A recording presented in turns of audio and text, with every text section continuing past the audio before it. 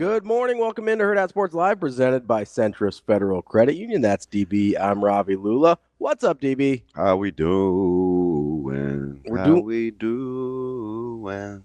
Is that another? Nope, it's not a hymnal. Oh, okay. No. It sounded like it. It kind of had a hymny. I knew where vibe. you were going with that. A hymny vibe. We got a hymny in? A hymny vibe. It's got a hymny. Wow. It kind of had a cadence of a hymn, Yeah, it's I'm still trying to get like the real voice back. You sound better than you did yesterday. Yeah, I feel better. Yeah. I'm going to be the guy that like in 2 weeks I'll be forced to go get a checkup and something will be seriously wrong with me. Well, I've been battling a headache for probably 3 months. That's not great, man. I actually think that's why I'm not sleeping. No kidding. Yeah, I think so. Well, that and then the Dodgers were playing. And a 3-month-long headache might be why you weren't sleeping? Yeah. Fortunately, it's on the top of my head, too, so it's a little concerning. Did somebody just, like, Donkey Kong punch you? Who knows, man? Okay. I mean, Zoe was taking some swings yesterday, and she fouled one back off into my elbow. Yeah. Hit it just at the right spot. Yeah. So it didn't bother me, last night, this morning, and then putting up these ding-dong bobbleheads. It's like, I got the right spot. No, it's a strange day, man. It's like we started with the Dodgers, and I feel like I have to, and I'm not even going to defend them, but it's a very book-endy kind of day with Carolina playing tonight. Yeah. Because that's the kind of team that if they win this one, they could win. I mean, they could beat Ole Miss. Yeah. So, it's a good day, but it's one in which I didn't feel great about this game. I mean, they were getting no hit through 4, and it's early. But I don't really know how to feel about these are hard to get a gauge on. They are overseas early season games, and we've seen this a couple years now, where a couple teams will have their records actually be official. Yeah, without everybody else playing, but which looks a little odd, but it does. And I like uniformity. Yeah. Like, hey, we start on this day. I do, but I think if you're going to do this and you're still growing the game, which I'm cool with, right? I mean, do your thing. Yeah, your favorite player came from Japan. It's not my favorort player. I thought you were a big Hideki Nomo or Hideo Nomo guy. No, but with the deliberate pitching styles, yeah, those first 4 innings that they were getting no hit seemed to take forever. Yeah. I mean, where's the pitch clock when I need it? Let's go. Let's speed it up. But I felt like Carolina's not even catching strays. I mean, they're dead set in the crosshairs. Yeah. Well, people are not happy. I mean, you got people filing lawsuits. You have national media like going in. I'm like, really, guys? Is this the first time this has happened? Can we have a conversation here about what you'd like to have a conversation? What are we going to talk about? About how are things? West Virginia. Did you have breakfast? You look very nice today too. Do you have a date? No, I have. Your hair is nice. You look nice. Was somebody important? I think so. Yeah. Yeah. If you want me to close the deal, let me talk. I will. I'll call you. Yeah. Be like, hey, lock it in. I have no idea what we're talking about, but you can just be like, handle it, sign it. Just give me. Oh, it's one of those? No, not yet. More introductory than that. Oh, yeah. Well, let's roll this thing out. Pretty engaging. I like some people. I like strangers. I like strangers. You like people you don't That's know. fair. I like strangers. Well, you like strangers in like limited quantities. Yeah. You like strangers in controlled environments. Correct. Yeah. Yeah. I was explaining that to some people the other day. They were mesmerized at how I do my job. I said, very carefully. Stay in the ballpark, people. Stay in the ballpark. Which job? This job or coaching or which job? Just because I think they think I'm, accessible, kind of a public-y person. Yeah. I'm telling you guys, be amazed. I manage it well. I tell people this all the time because, I mean, I don't mind speaking in public and stuff like that, but they're like, oh, yeah, like with your job, you must. I'll go, no, you don't understand. I'm talking to DB and Shane, and that's it. And everybody else can hear. Sometimes that gets us in trouble, though. It does, but I do. But sometimes that's kind of what makes decent where the magic happens. Yeah. I mean, we're out here, right? But Shane, can you just play that when you want to? Or does it have to be in the Benning Bites Open? It's only in the, I mean, I could probably cut it up eventually. Eventually? I mean, we're out here, right? I mean, That's where the magic happens. I'm just saying, we're talking to an empty room. It's not like there's 100 people standing in front of us or, 10,000 people streaming online or whatever. But it's a much different vibe than going up and speaking in front of a room. Yeah, I'm with you. And I don't think people understand that. It's control. Do you and so waking up to this was beautiful. Yep. And I like it when live sports are on at weird times. was it the Dodgers and the Padres last year? That sounds right. Does that sound right? Yeah, because wasn't it Ohtani and Yu Darvish? That was the big deal. Yeah, you Soldier Boy. No, different You better call somebody. That was a great open for a group I hated. I was not that's the Road Dog. Yeah. The Road Dog. You're not a Road Dog? No, I didn't like any bad guys or any heels, as they call them. Yeah. I don't think, I don't know whatever you call Jake the Snake Roberts. Outside my wheelhouse. I've heard of Jake the Snake Roberts, but I don't know who's a good guy, who's a bad guy.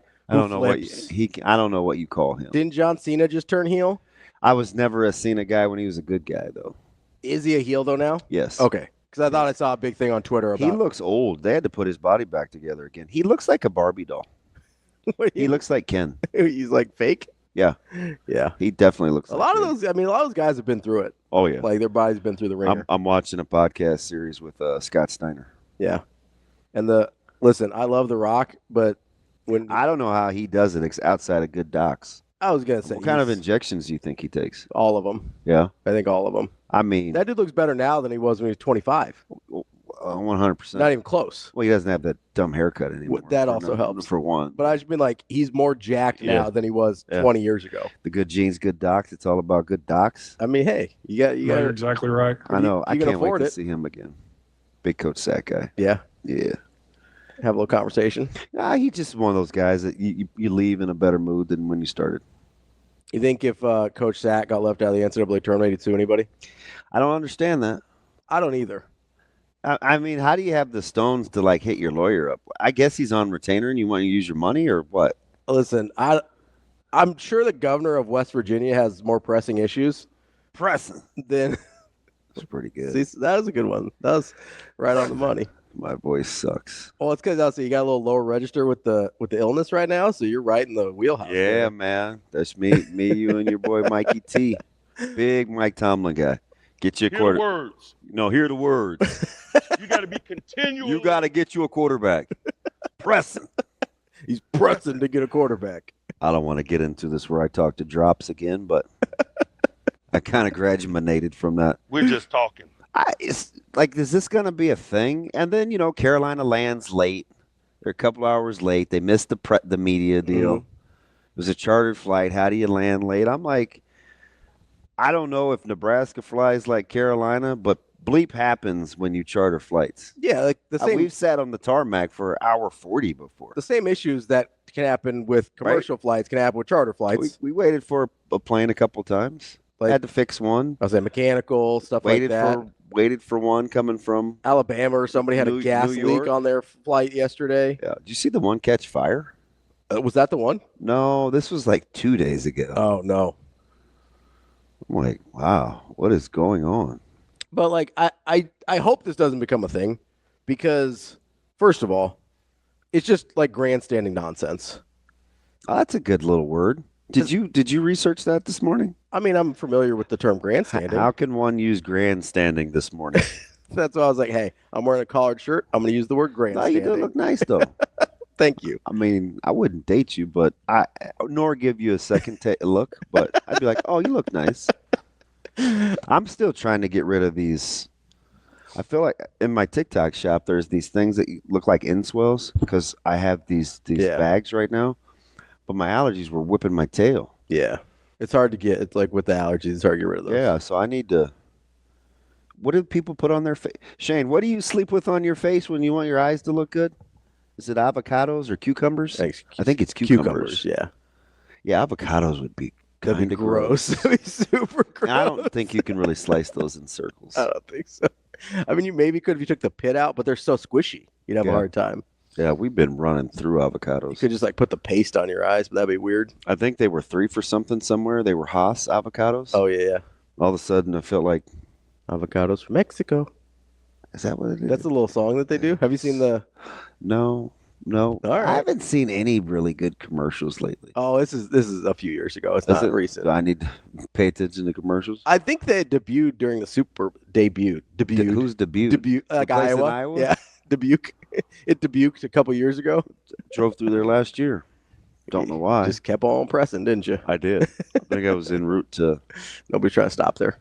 Matter of fact, we drove through. Yeah, we drove through Dubuque when we went to Indy. Dubuque. And then Dubuque. Yeah, them too. I need to hit one of those so I can find one of those sandwiches. Which one? Which sandwiches? Those sandwiches that they have at Buc-ee's that are supposed to be so fantastic. I've never had a Buc-ee sandwich. Look big, like big fatties. You talking about like Buc-ee's up here, or like the Buc-ee's down south, or they? The when you travel on the road down south. Okay, so like Bucees. Yes. Okay, not the ones that were up here. The Buc-ee's with No. the Y. Buchanan's? No. I think that's what it stands for. Is it? Yeah. Okay. Yeah. Yeah. No, not those. No, I'm The not down that south Buc-ee's are like one. The one with the legendary. beaver with the big teeth. Yeah. Probably Bucky the Beaver, if I had to guess. Wow. I'm just saying. No, I was trying to help give you a visual. I didn't need clarity. Oh, okay. Wow. You be you. That's his problem. What? He is him.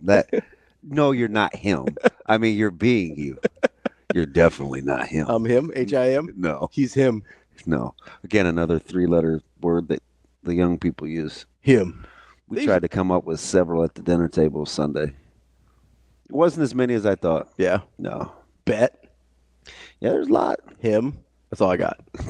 No, we went with sus and Oh, sus. Yeah. That's a good one. there were a lot. You know, they're always I shortening. felt like I was getting dumber by the second. They're always so shortening these words. I'm like, all right. We're Nobody's using grandstanding in that generation. cool. Breeze with a straight face looked at me. He's like, IDK, Dad. Funny dude. Get out. Get out. No, the whole West Virginia, I just don't want them. It's weird. I don't, you could say, hey, listen, we shouldn't be here. We should be here.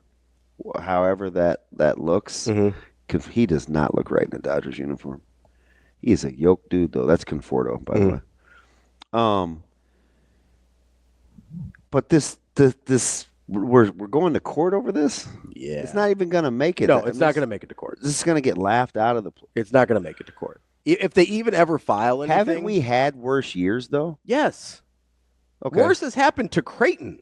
It's like There was a year where they were in the top 30 RPI under Altman. I believe they were 27. They're the highest team ever to get left out. oh yeah, that's the mobile. Yeah, I remember that. Like 27th in the. I remember that. It was RPI at the time, not net. But like this is not even close to that, right? Also,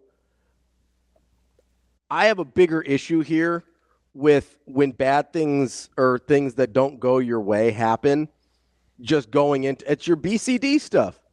Blame, complain, deflect, right? Like we just go into this like, oh, it couldn't possibly be that we lost in the first round to the last place team in our league. That couldn't possibly have been a factor. It couldn't possibly be that we lost 9 of our last 15. I just feel like we argue about this every year, and this year does happen to be Carolina, and I get it. And listen, I'm not making the case for Carolina's not even the most egregious team. Yeah, I mean They're not. They won 8 of their last 10. Like they play in an I think a similar league to the Big 12. Yeah. Even on a down year for the ACC, they played Duke closer than anybody has really. And again, they've won 8 of their last 10. They're actually playing pretty good basketball right now. However I feel about Hubert Davis, they're playing better than West Virginia right now, and that matters, right? If you want to really complain about somebody, go complain about Oklahoma. UNC is the wrong target. Being the 9. Just being in if you really want to complain about something. I know. I just like if you want to complain about a Texas and an Oklahoma being 6-12 in conference. We're talking about one team, right? Isn't the bubble usually multiples? Yeah, like 3 or 4. You could make the case for this, or you could make the case for that. And again, I would just take some time just to listen to the explanation, and then ask yourself, did I like does what he said make sense, regardless of how I feel? And I just don't like it. Regardless of how I feel. Does what he said and his explanation on CBS Sunday at like 6:10, does that make sense? There's 2 things that hurt him.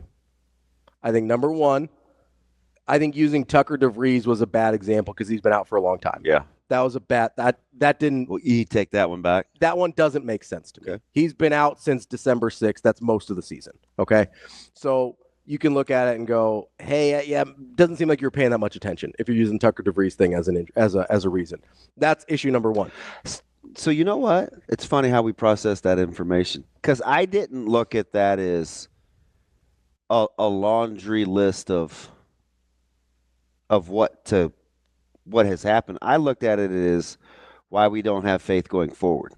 No, I get that. But most of their you know what I mean? Yeah, most of their resume was without him. Though. I understand. So if you're looking for hope that something will change sure, outside of how you'd been playing, that guy's not coming back. So you're saying, hey, the resume without Tucker DeVries is not good enough to get in. Yeah. Fair. That's how I took it. I don't know if that's how everybody else processed it. I think a lot of people looked at it as, because in the past we've seen these late season injuries affect teams getting in or out or seeding. Yeah. Right? I think that's how it came off. Well, we've seen it. But you're right. It go both ways, right? Yeah. So, I mean, it didn't hurt Iowa State. Yeah. And it did hurt Cincinnati. Yeah. I mean, Cincinnati was really good to Kenyon Martin. Yeah. Now, he's player of the year caliber guy. And they're number one in the country. Yeah. So, I mean, we've seen it go both ways. And then it didn't hurt Arizona when Lauren Woods broke his leg. Yeah. You know, and they were still a number one seed, right? Because now part of that's gamesmanship by the university. They're not really telling people if their guys are coming back or not. We almost saw it if there had been a tournament in 2020 with Marcus Zagorowski. Yeah. Creighton was playing that super coy about whether or not he was going to be available. He was super duper not going to be available. Yeah. So that's one thing. I think that came off poorly to a lot of people. The other thing is, and the reason it gets buried on North Carolina is because Bubba Cunningham was the chair. Yeah. Which, listen, I made some jokes, but it happens all the time. Like, somebody's going to be the chair. That's the part I would, and I assume people are smart enough to know that this has happened before, and okay, we're prisoners of the moment, so we're going to do the Bubba Cunningham thing. I mean, we know Raz has been the chair, right? Like, that's anybody complain about Creighton? It just has been a thing. So, again, one team that we're debating by, and who's the better team, West Virginia or North Carolina? Right now, probably North Carolina. Well, I don't think anybody would agree with you or disagree with you. But the weird thing is the public outcries, and I don't know if people just want me to click on it. Mm-hmm. People sending you a bunch of stuff? No, I'm just in general, like people want like clickbait stuff. But I'm like, wow, this is by far not the worst thing that happened. The committee? Yeah, by far. This year specifically? Yes. Yeah, I agree. Listen, by far. Like you can. What's the thing that bothers you the most? What do you think is the worst thing? So there's a couple, and I said this yesterday. So this is number one. Yeah. Oklahoma is not a 9. I know I brought them up earlier.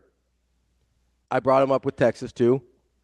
Just if you're 6-12 in conference, just GTFO, get out of here. They're not a 9.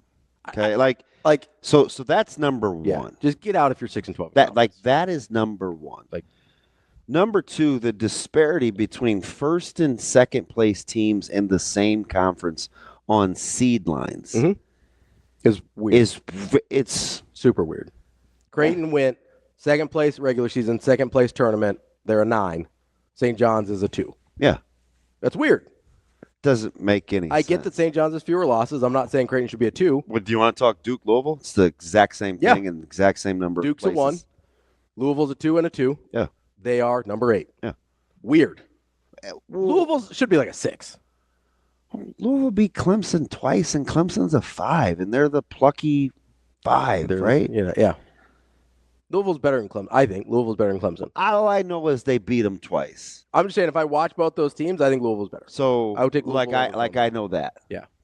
That's not an opinion. So then you can get into West Virginia and North Carolina. Yeah.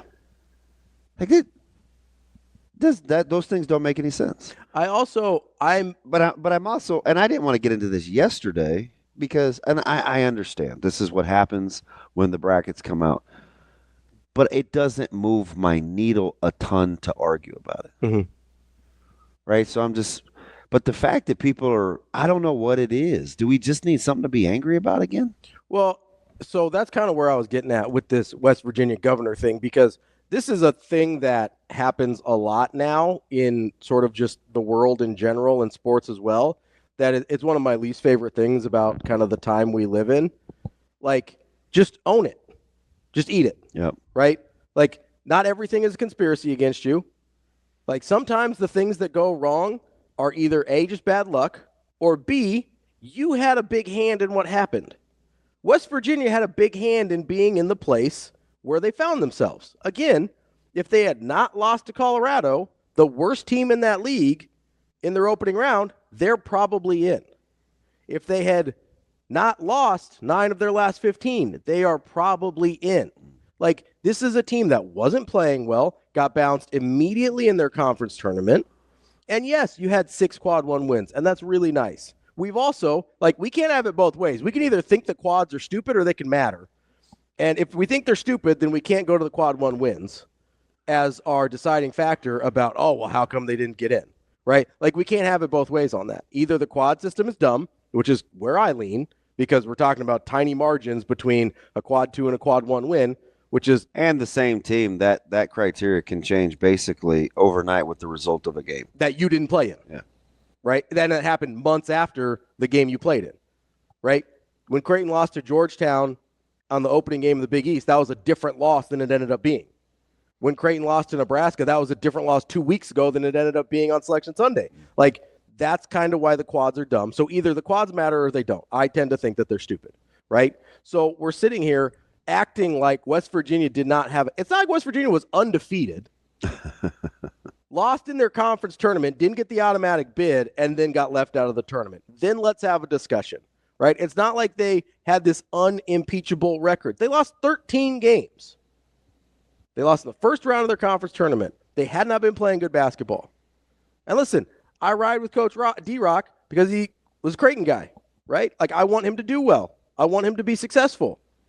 I don't have a huge issue with him being left out of the tournament, even though if I think their resume might be a little better than Carolina's. But again, Carolina's not my issue. Get the SEC teams out of here that couldn't finish above 33% in conference. You do like West Virginia's resume better than Carolina's, even though you think Not Carolina's. I like it better than Oklahoma's and Texas's. Okay. Get Oklahoma and Texas out of there. I want nothing to do with that. 6-12 in conference pisses me off. Get out.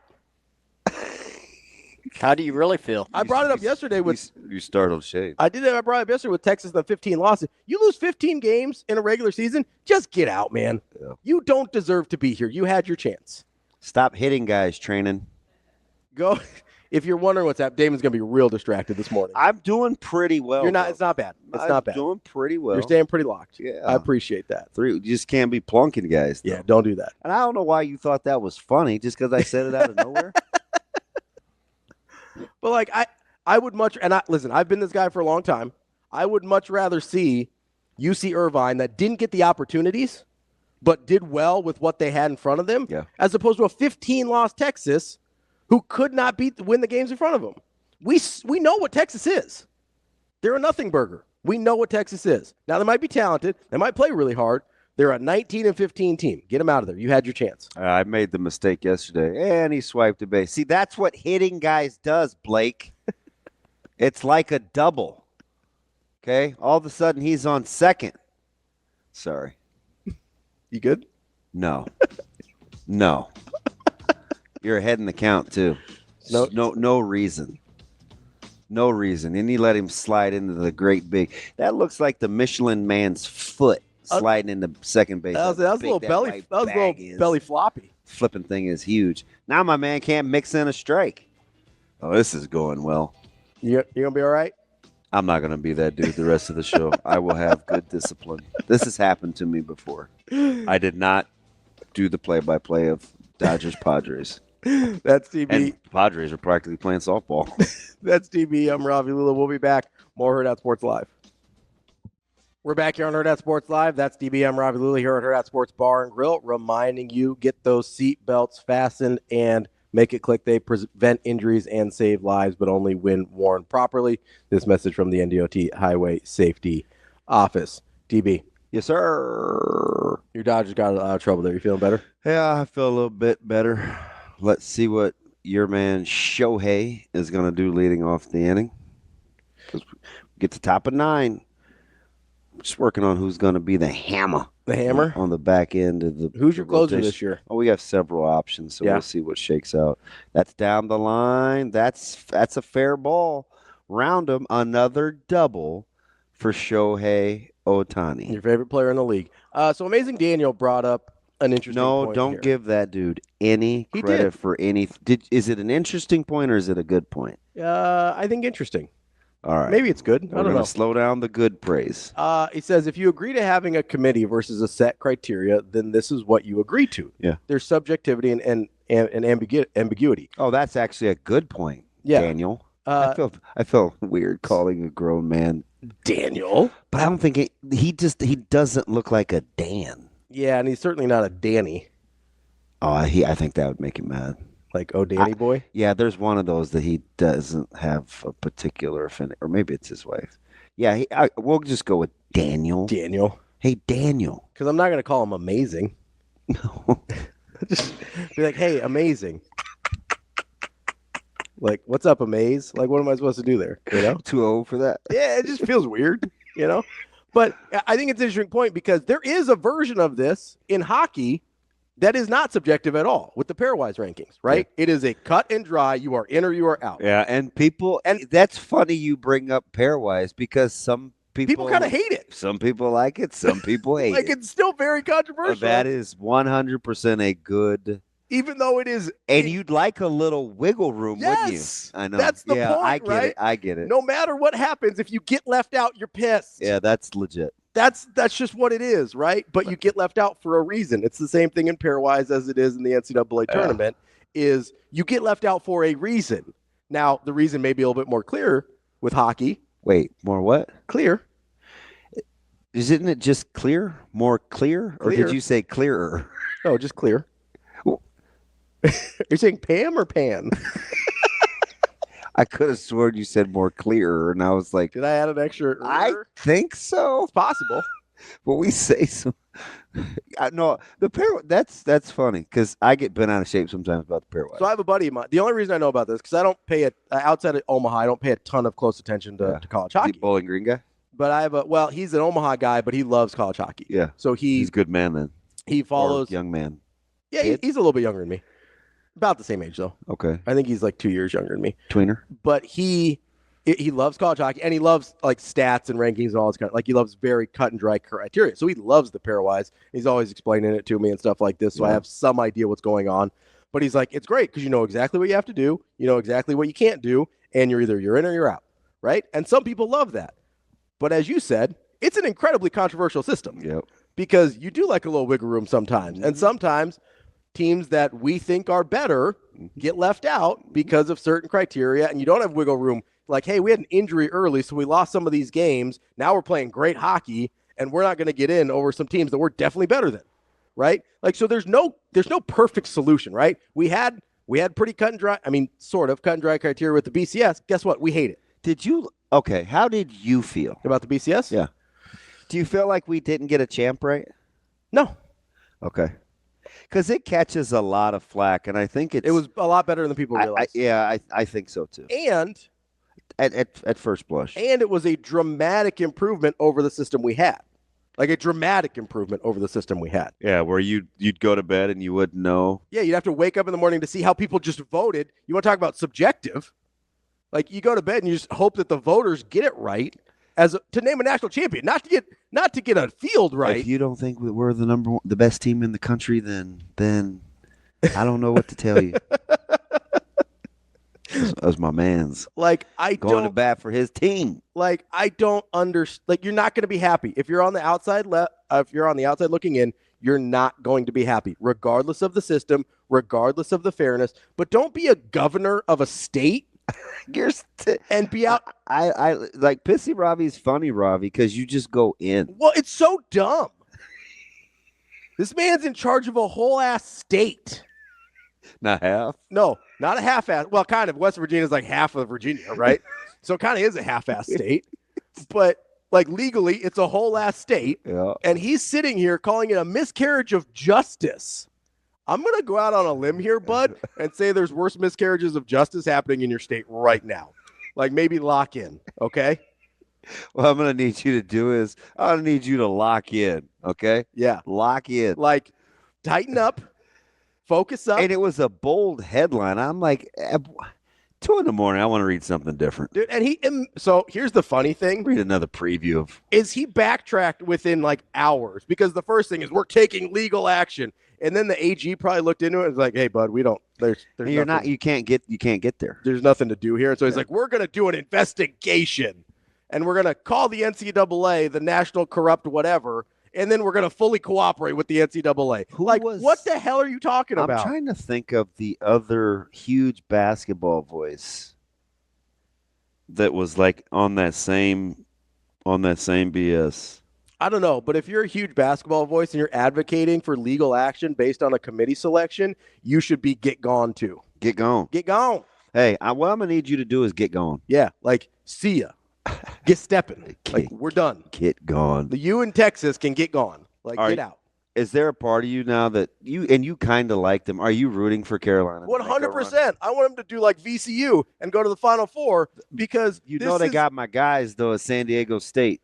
This is so annoying that I want the committee to be justified, which, again, wins and losses in the tournament aren't really justification, but that's how everybody views it. So, yeah, I want North Carolina to go on a run. Yeah, because I'm certainly not going to – like, if they somehow go on a run, I'm not going to try to convince you that team's better than it was or whatever. Like, you get good matchups, you get a little lucky, sure, whatever. I'm not going to try and convince you Hubert Davis is a good coach now. But, like, I really am rooting for that to happen so people will STFU about this. Like, not everything. I'm sorry, what does that stand for? Shut the front door. Oh, no. Not everything. The world is not always conspiring against you. Sometimes you just weren't good enough at basketball, my guy. Uh-huh. Sometimes you just shouldn't lose to Colorado. That's it. Just don't lose to Colorado. Like, if North Carolina had got left out, you would have understood why, right? Yes. 100%. Yeah. If Oklahoma or Texas get left out, you go, oh, yeah, I probably shouldn't have gone 6-12 in conference. That's our bad. If Xavier gets left out. There were stretches where they were playing against Duke. This was a couple of Saturdays ago. Mm-hmm. I'm like, where was this before? And I was like, oh, wait, that's right. You are trying to make a push. Yeah. And I'd seen this before, and There's told you. There's a desperation factor. And I said, I've seen this before from them. You putz around, and then all of a sudden you dial in, and your only 2 losses were to Duke. Mm-hmm. Number one overall, number one seed. One of the number one seeds. Stop losing to Pitt at home. Yeah. You can lose to Duke. That's fine. Don't lose to Pitt at home. But you think Indiana doesn't understand why they're not in? You know what's funny about that? Don't lose to Oregon in the first round. There were so many people that were emphatic about, and that score was misleading. It was, but don't lose that game. That score was misleading. But I say that to say that team was top 15 in the country to start the season. Indiana? Yeah. Yeah, that's a joke. It's just hard with preseason rankings. Especially now when you've got so much movement in between years. Yeah. You have no idea what it looks like. It's like I told you about Georgia for 3/4 of the season. If Georgia would have been ranked in the preseason top 25, we'd have thought Georgia was better. 100%. I mean, you just would have. Yeah. Like, who's got a better argument to be mad right now? West Virginia or Boise State? Oh, probably. I don't know. Boise looks like a better team. Probably, maybe I wouldn't. Maybe Boise. Like it's certainly an argument, right? Yeah. I mean, you know who's not suing anybody? The governor of Idaho. You mad? Still worried about that potato shortage. You got to lock that up. The weather, man. It's tough out there. By the way, is it hitting us or no? Yeah. Oh, I hate when you say it like that. I don't know. Are you just that sure? I'm pretty sure. Mama Rose has reported on the weather, and it's hitting us. When? So about between 7 and 9 is when the when the snow is going to start. It's going to be precipitating before that, probably overnight. Going to get some thunderstorms. It's going to turn into snow about between 7 and 9. So we'll get here fine. We may have to stay here. Hey, as long as they get that kitchen going. See, you laughed at me yesterday. What? You made fun of me on the way to my vehicle. I didn't make fun of you. I misunderstood what you meant. I thought you were trying to become like a cook. Okay, but that's no. But you just want a little free range in the kitchen. Yeah, I just want them. I'm like, hey, go ahead, go back, go ahead, my man, do your thing. Go make yourself some stuff. I want them to be able to say that to me. Yeah. See, here's the problem. I get the health code stuff, but I'm the one eating it. I'm not giving it to anybody else. So you can just let me chill back there if you want. You would never pass serve safe ever. Is this the whole refrigerating meat thing? Yes. Is this the whole taking basic food safety into consideration thing? I mean, come on. Come on. Yes, that is the thing. It's a technicality. No, it's not. No, it's not. If I had to put something in the fridge because it legally wanted me to, I would. I'm not going to fight you over that. It's a technicality. Why is that funny? Because I'm just thinking like, yeah, like technically it's growing botulism, but that's it. Yeah. That might be what's wrong with my brain. Yeah, maybe. Maybe you got one of them worms in there, like rattling around. But can you imagine if we got snowed in here? Yeah, at least we'd have food. Yeah, and club soda. That's not. I need that spray gun to work though. That wouldn't be on the top of my list as club soda. No. I'll hit that Diet Coke though. That wouldn't be bad. It wouldn't be great. Just depends on how long it is. They have bacon. They have sausage patties. They have cheese. They have fish. It's supposed to snow like all day. Well, I'm only going to eat twice. Yeah, like 10 to 12 hours. What's the problem? DB here for getting snowed in at work. Let's go. Although I don't have any blankets. Maybe we could pull those curtains down. I was going to say, we might have to figure out a sleeping situation where it get a little more comfortable. I've slept in worse. I bet the booths aren't that uncomfortable to sleep in. Yeah. Line a couple of those up together. Curl up. Wonder why your spine is S-shaped. We'll figure something out. I know I could make it with the food, though. More Hurrdat Sports Live coming up. Welcome back, Hurrdat Sports Live. That's DB. I'm Ravi Lulla here at Hurrdat Sports Bar and Grill, where you can come hang out with us on Thursday starting at 11 as we've got Creighton kicking off right away at 11:15. First game of the day. You can come hang out with me, DB, Kenny Bell, and some of the other Hurrdat Sports squad as well. At least the ones that The Hurrdat squad. So the only one that's gone is Anna. Anna's out. Sauter will be out. Oh yeah. For the guys Omaha. want to go touch Massachusetts. Yeah, he's going to go walk across the border or something. I'm trying to think. I think Avery's gone as well. I don't remember if Avery's there or not. Where's old Ave? I don't remember. I think she's out on assignment somewhere though. I can't remember what she's doing. Out on assignment. Yeah. That sounds professional, like the night agent. Well, Which, by the way, I had to turn that show off. If she's working, that would be professional, right? Our main man, the Baconator, Johnny the Pig, has a really good point. Yeah. By the way, that bacon. Yeah. No, I know. Yeah, it was legit. Oh, you got it too? Oh yeah. Okay. Oh yeah, okay. I had it this weekend. Dang, you didn't waste it. I had to wait till the kids left. No, I wasn't sharing. don't have that problem. My name is DB. I ain't sharing. The only people I gotta worry about is the dogs begging. Bro, man, his wifey doesn't eat bacon, so it didn't shrink like I thought either. No, not really. It was pretty quality. Yeah, not like the goddamn corned beef I smoked yesterday. Yeah, corned beef shrinks up a lot because how much fat's in there. It was like it ended up being like kind of like a fist and a half. Yeah, I might have smoked it too. I did smoke it, and it was sensational. We got the grill out last night. I got it down. Did you? Well, who's we? You had a turd in your pocket? I helped bring the grill out. I did not do any of the cooking on the grill, to be clear. So it was a we in terms of setup. I thought she was a pescatarian. Yeah, we grilled some. She grilled some salmon. She grilled me up some giant shrimpies. All right, some red Argentinas. Yeah, for sure, baby. I don't know, but the shrimp were like giant. They were huge. What'd you do with them? Just grilled them up. I don't know. She did something, put some seasoning or sauteed or. Was there a starch? Yeah, she made this kind of like mango quinoa salad thing that was pretty good. Yeah, rolled the dice with some mango this weekend from said grocery store. Mango's tough. Can I tell you? Mango is tough. So there's this one of the stores around town here, and this doesn't sound good at all, and it's not something I would normally eat, but Natasha's like obsessed with these dried mangoes. And I don't generally like dried fruit. I think they're disgusting. But she had me try one. I don't know what it is. They're addicting. Yeah, they're so it's good. the preservatives and stuff that they dry them out with. Yeah, all the good stuff. Fudge. They're phenomenal. I had a thing of mangoes, and like 1 out of every 6 squares was good. I'm like, why is mango so hard to get right? Yeah, I don't know. It's a very finicky. Now, good mango is really, great really mango. good. Yeah.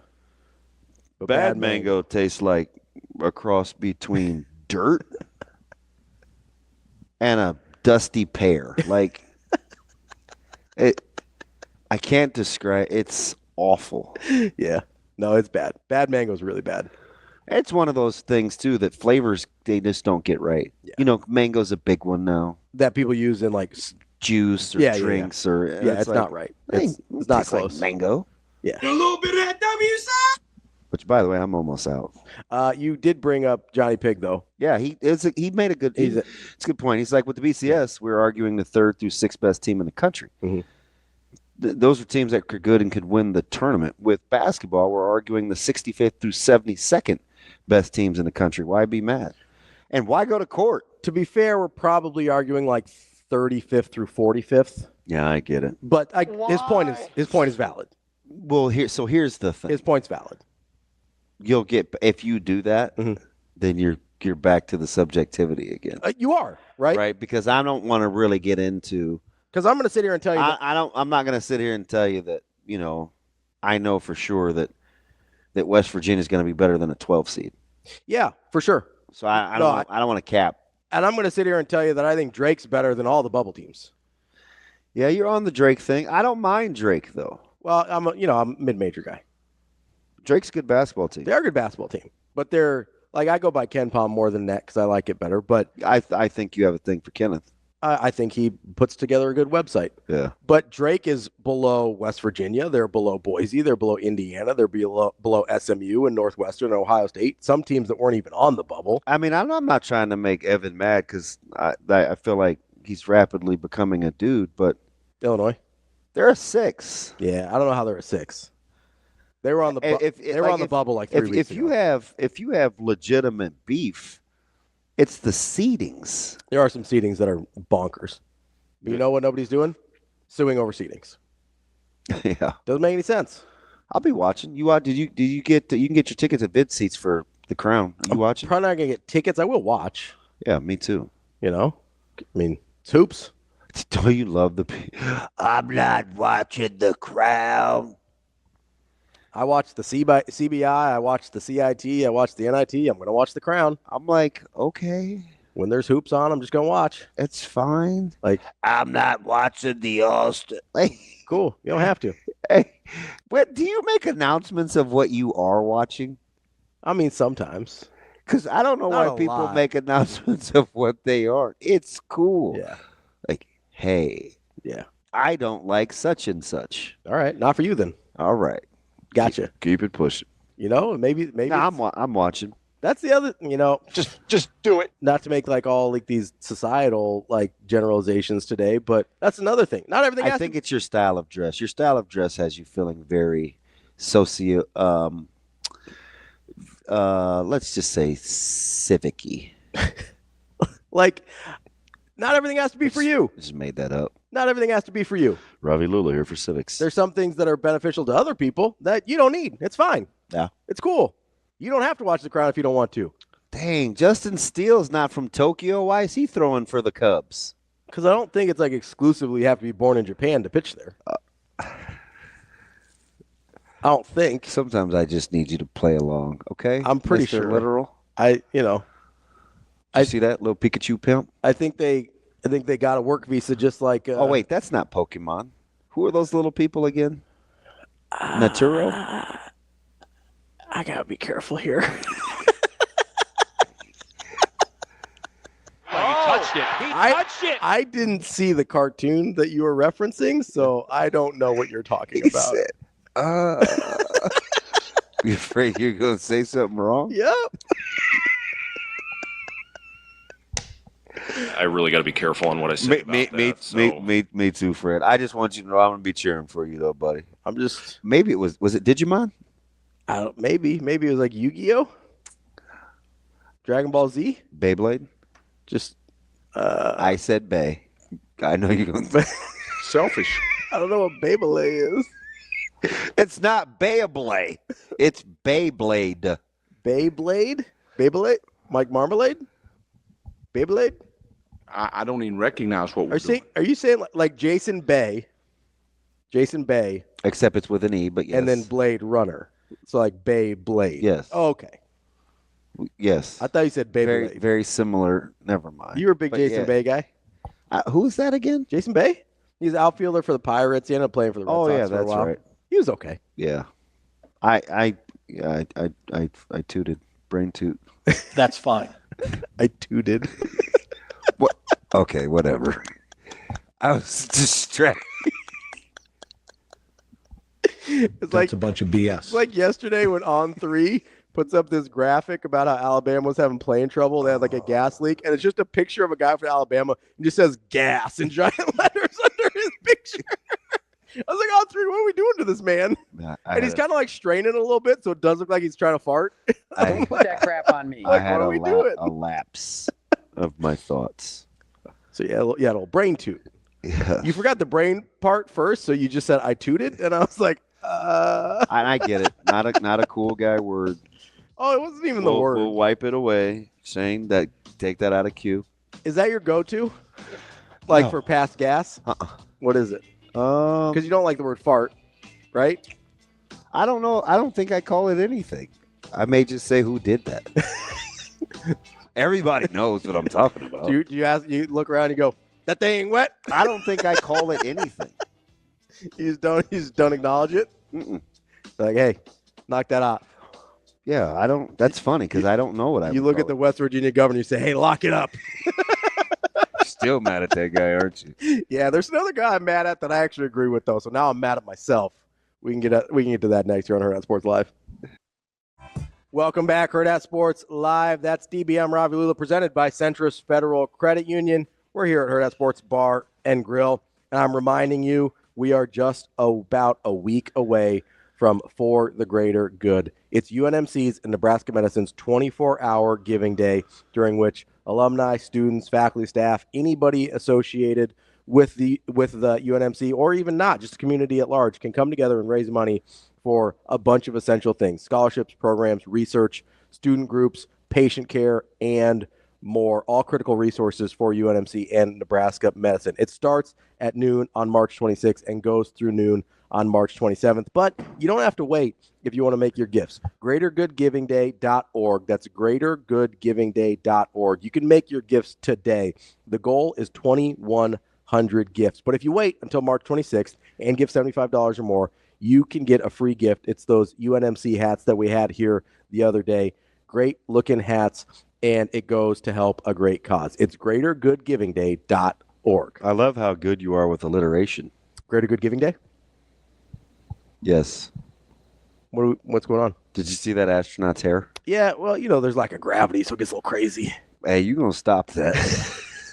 See how he talks to me like I'm like a 71 or 2 IQ? That's awesome. I love that. I love coming to work every day and getting your literal explanations. It's amazing. Every single day. I don't even know why I do it. I think jerk status has a lot to do with it. Oh, yeah. Now, feel free to grab that remote and change the channel before you have to come around on why you want to be. I don't want to listen to Mideast tensions. Are you sure? Tensions rise in the Mideast.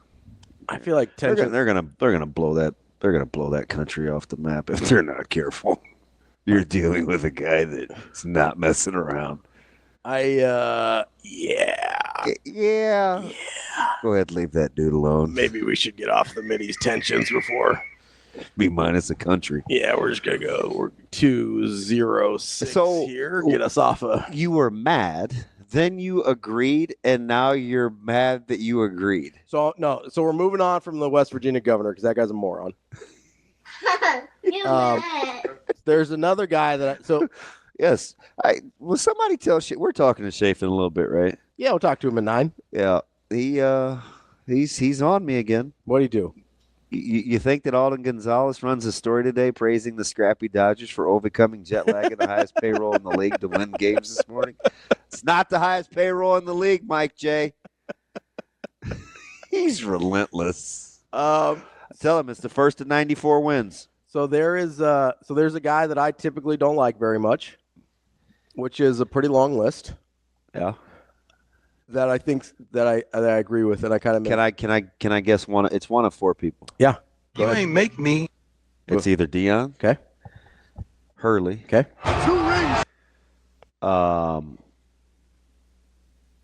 Gosh, this is the same sport, but it is basketball, so I'll increase my odds. Shaka Smart or somebody in the NBA. Draymond Green. So what would change? Out of those 4, one of those 4 is correct. Who do you think it is?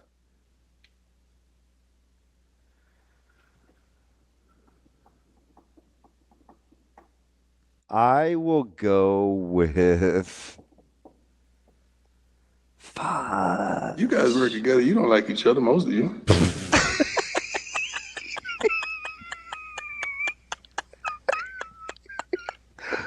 That presser was fantastic, by the way, from Deion. You guys don't like each other most of the time. He's not wrong.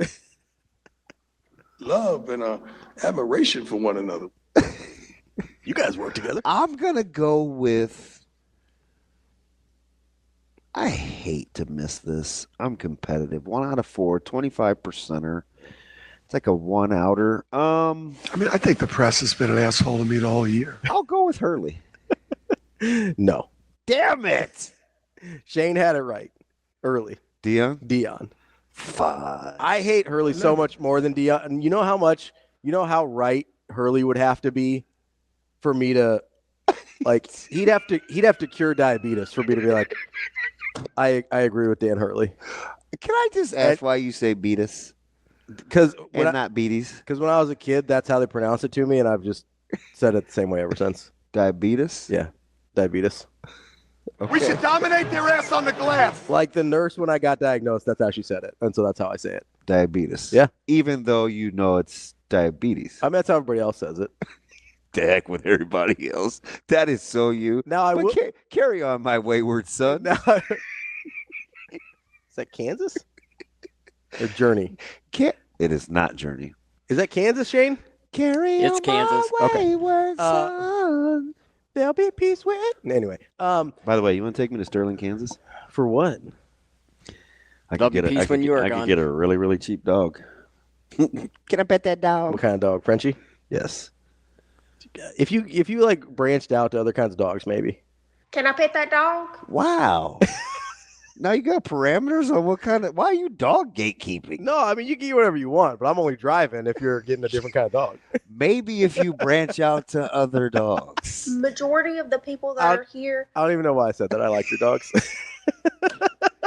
You can't help yourself. No, sometimes I just say stuff, man. It's like the jerk knob. It's like when you want just a little warmer water and you just it turns into scalding hot. Yeah. You burn your skin off. You just can't help yourself. No, I really can't. It's a problem. It's fine. What did Deion say? You'd like Deion. So Deion, you were going to come around on Deion. Deion had a good idea. You didn't build me, so you can't kill me. You can't even say it without it hurting. It does. It hurts me deep in my soul. But Deion had a good idea regarding the spring games. In the bowels of your tum-tum? Oh, it hurts. It hurts me bad.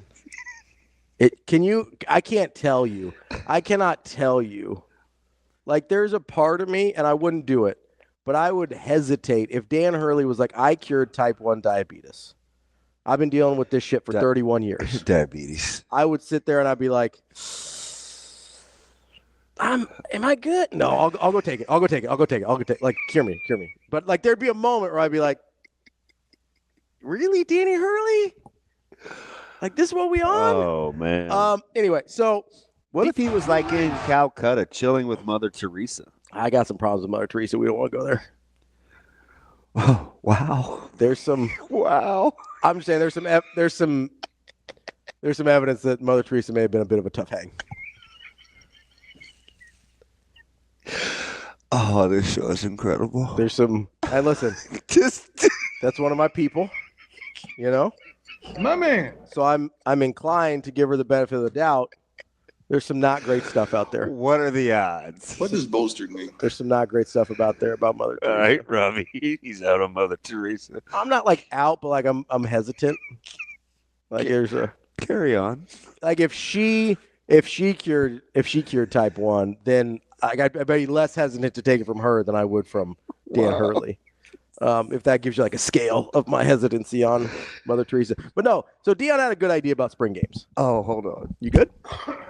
Ooh, Jason, don't get me started on Gandhi either. There's some questionable stuff there too. Why'd he go to Gandhi?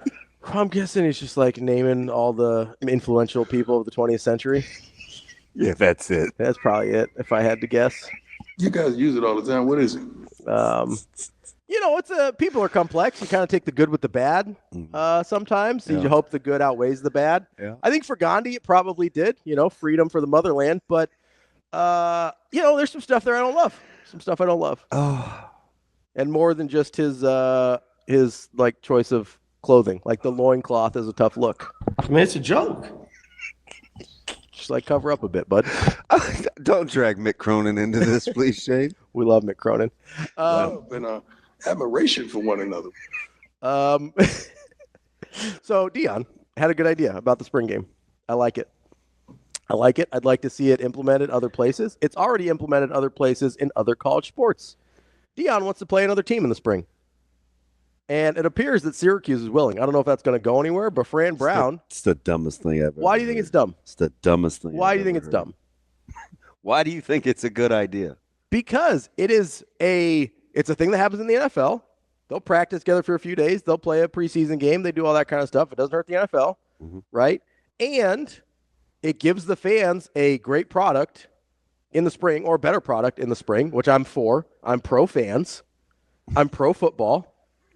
And just anti-Mother Teresa makes a ton of sense. I'm on the fence. I'm not saying she didn't do anything good. I'm saying there's some problems. All right? And here's the other thing I was going to say. Volleyball already does this. Why is it okay for volleyball, whose transfer market is just as crazy, if not worse, than football's? Why is it okay for volleyball but not for football? Because I think you're asking coaches to do something when they've already told you. Mm-hmm. And I don't like the other sport comparison. Okay. Just because. Set me straight. Well, you don't have near the bodies on the floor. Sure. And football doesn't have any comps when it comes to its level of physicality. So it's an injury thing.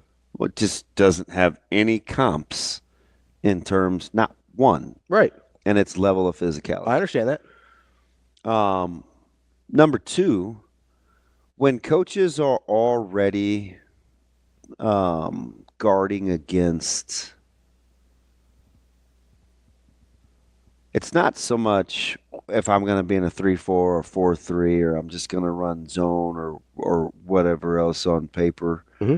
I think you can agree to be vanilla for the sake of being vanilla, but coaches still, I think it would be hard for them to chill. Like, let's say, teams get in too tight, or goal line, or 3-back, or whatever, empty.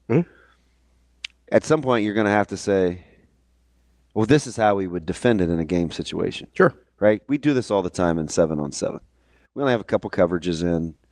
These teams will throw the ball all over the yard. They'll throw these little mesh routes or whatever. Like, hey, in a real game, it's hard not to pull a team to the side and say, hey, when they run this, do this. Yeah. Right? I don't know if coaches would be able to control themselves. Now, maybe over time they'll just get used to it. But then if that's what you're going to do, why do it? Well, I mean, I'm looking at it from a fan perspective. Of course. Well, I don't work for the university or any other university for that matter. So I don't have a lot. I don't either. Kind of. It's not true. Well, I'm not being facetious here. Like, you call their games. Like, that's. I work for Playfly. Right, but there's like a pretty close association there. Nebraska didn't want to hire me. That's why I said kind of. For that job.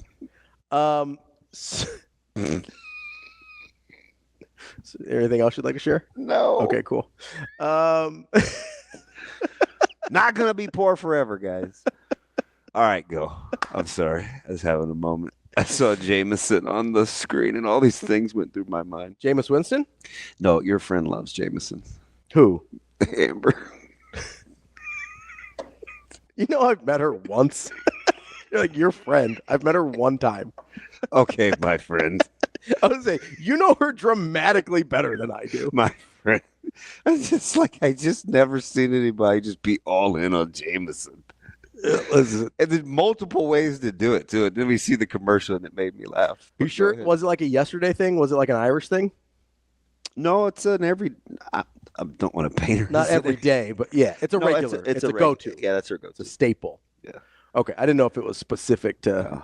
You know, a lot of people drink Guinness yesterday that aren't real Guinness people. So I looked for a single. Yeah, right. You were going to cook it with it, right? But she has celiac, so she can't have. And no beer in the.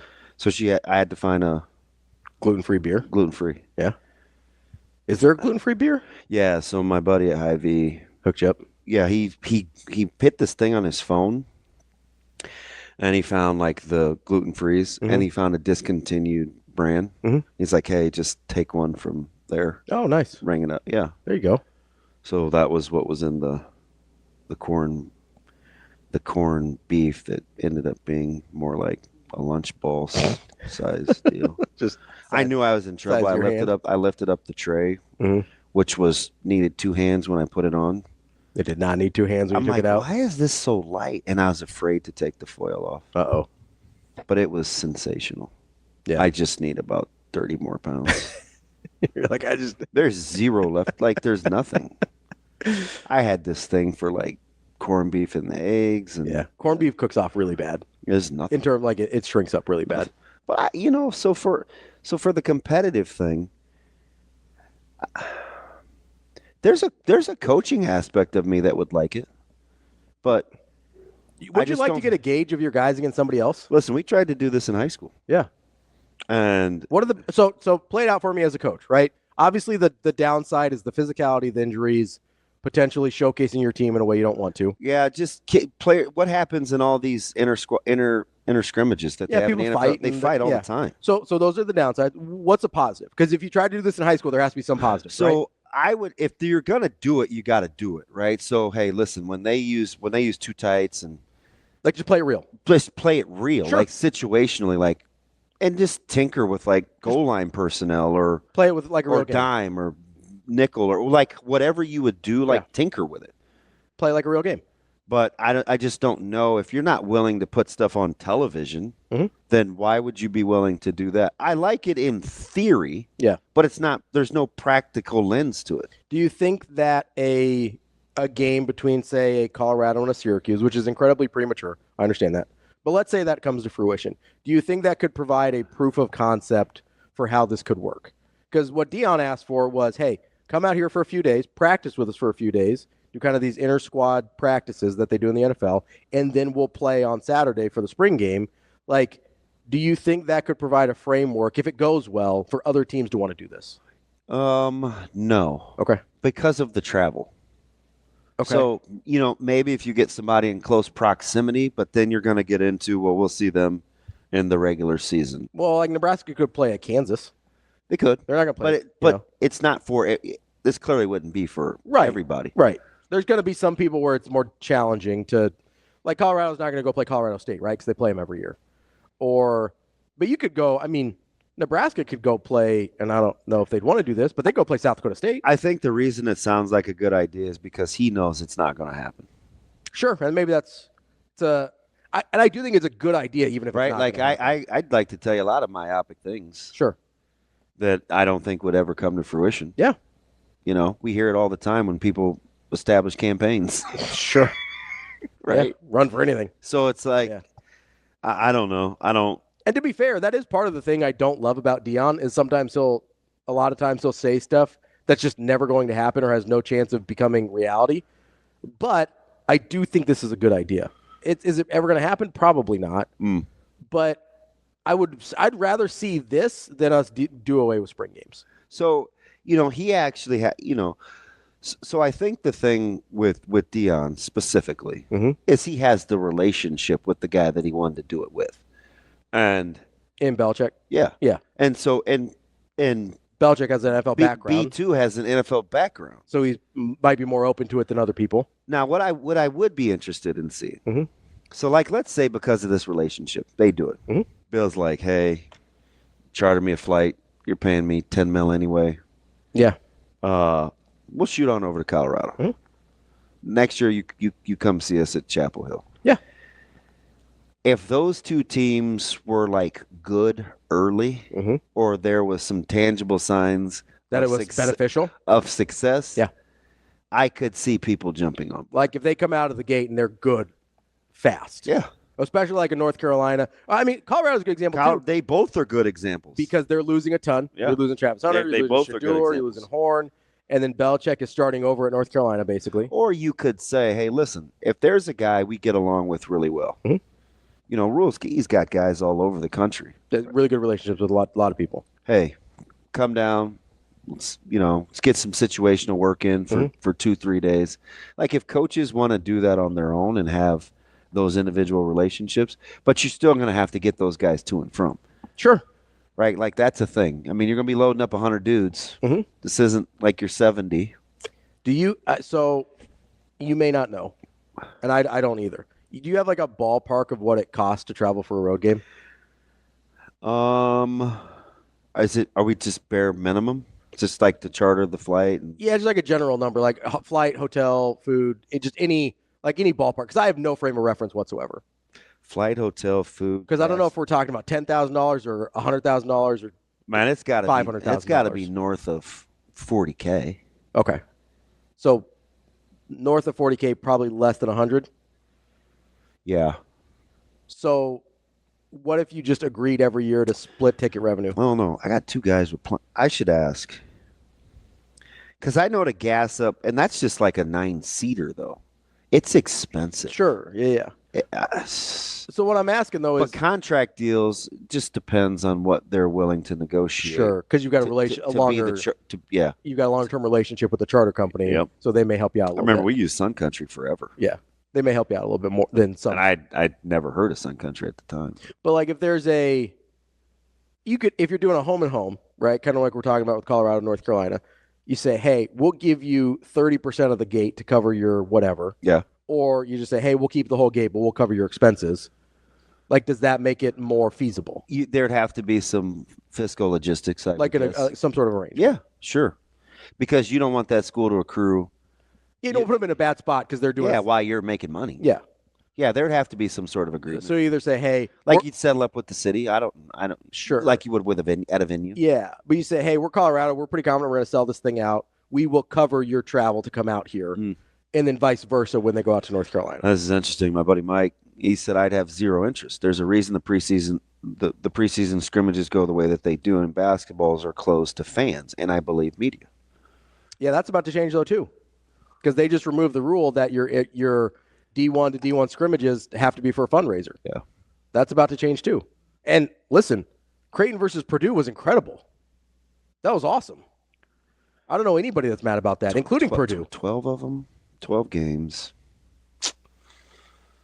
I don't love it. You don't love it? I don't. That's just a personal preference. There is potential benefit there. I mean, you'd have to make a ton of you'd have to do it with somebody that you obviously have relationships with that you trust. So you could have some agreements on how this is going to go. Yep. And it would be very controlled. Sure. It'd be very controlled. To me, that's better. You know, like you'd have to have, I mean, hey, I don't want to see any 7-man pressures, right? Sure. You know, we're young here. You'd have to work through those things, and you can do it. Mm-hmm. But I just don't know if the juice would be worth the squeeze at the end of the day. Maybe you even say, hey, I know we want to show, or we want our quarterback to play a quarter, our starter. Yeah. We're not touching the starters. Like you don't touch the starting quarterback. You put the green jersey on like you would in a regular spring game. Say, hey, we're not. If it was last year, we're not going to touch Shador. You're not going to touch Dylan Rail. If it was Nebraska, Colorado, right? Like, there's things you could do. I would rather see this. I mean, it sounds macho, right? Like if you're a fan, like, yeah, do it. I'm not even trying to sound macho. Just I want cool stuff. Yeah, That's it. I mean, you say macho, you say cool, I say macho. Like you're saying the same thing. Well, so when I hear macho, I think tough guy. No, I think it sounds cool, like competitive, like, yeah, do that. But I don't know about the practicality. And that's fair. I just want to, if I have the option to see football or not see football, I'm picking, this is, to me, I would rather see this than it going the way that Nebraska went With this nobody year. doing anything? Yeah. Yeah. I would much rather see this. I mean, from stylistically for your eye, sure. I mean, like I said, I'm talking about being a fan. I'd rather eat lobster than crappie. I mean, they both are fine, but given the preference, I'll take the lobster. I mean, if it's on the table. Crappie's pretty good for what it is. I think crappie's pretty crappy. That's how it's spelled. Defying all. I don't think I've ever had crappie, actually. I don't know. I'm not sure I've had it. Probably have. People probably advertise it as some other fancy fish like cod or, cod cheeks. Fancy feast? You're like, man, this ain't cod cheeks. This tastes like crappie. Yeah. No, you couldn't. You'd know if you weren't having. It's not actually cod cheeks. It would be halibut cheeks. Those are very popular. Oh, yeah. And expensive. And you'd know if they weren't halibut cheeks. I don't think I've had halibut cheeks. Yeah? I don't think so. I have, and they're fantastic. Pretty good? Yeah, I Google them for you. Well, you get cracked. We can look it up. No, you're going to spend. Yeah. Matter of fact, I still bookmarked that seafood place. Which one? Hey, they're not paying me. Oh, one here? Yeah. Oh, okay. Fresh Alaskan halibut cheeks right now, $30.95 per pound. Yep. I don't know if I need a whole pound of cheeks. Look how pretty that is, though. Oh, you had a pop up. All I see is a shark. That does look pretty good. Kind of looks like a chicken cutlet. It's fantastic. That's DB. Sold by the pound, $30. $30? Yeah. That's almost as much as lobster per pound. Claws, not tails. It is what it is. Tails are a little cheaper. That's DB. I'm Ravi. Lulla. More Hurrdat Sports Live coming up next. Welcome back, Hurrdat Sports Live. That's DB. I'm Ravi Lulla here at Hurrdat Sports Bar and Grill. We've got a special guest for you here, former Husker and USC great, current Omaha Supernova, Allie Batenhorst joins us this morning. Allie, how are you? I'm great. How are you? We are so good. I got to start right away, though, Allie. I know you love volleyball. I get it. Where does TikTok rank in your love fest compared to volleyball? Oh, my gosh. You dominate TikTok. It's incredible. It's been great. my favorite. This was a handful. You had just gotten here and you're like, I told myself I wasn't coming back to Nebraska, but I was like, oh, that's pretty creative. Like I kind of like that. It's amazing. And I wanted. This was one of the things that I wanted to get out of the way right away. Is you have to be kind of an incredible person to leave, to have fans still cheer for you, to come back. They still cheer for you as an opponent. And now that you're one of their very own, they cheer for you again, right? Like that was one of the that's got to be pretty cool, man, that people think as much of you as they do and want the best for you.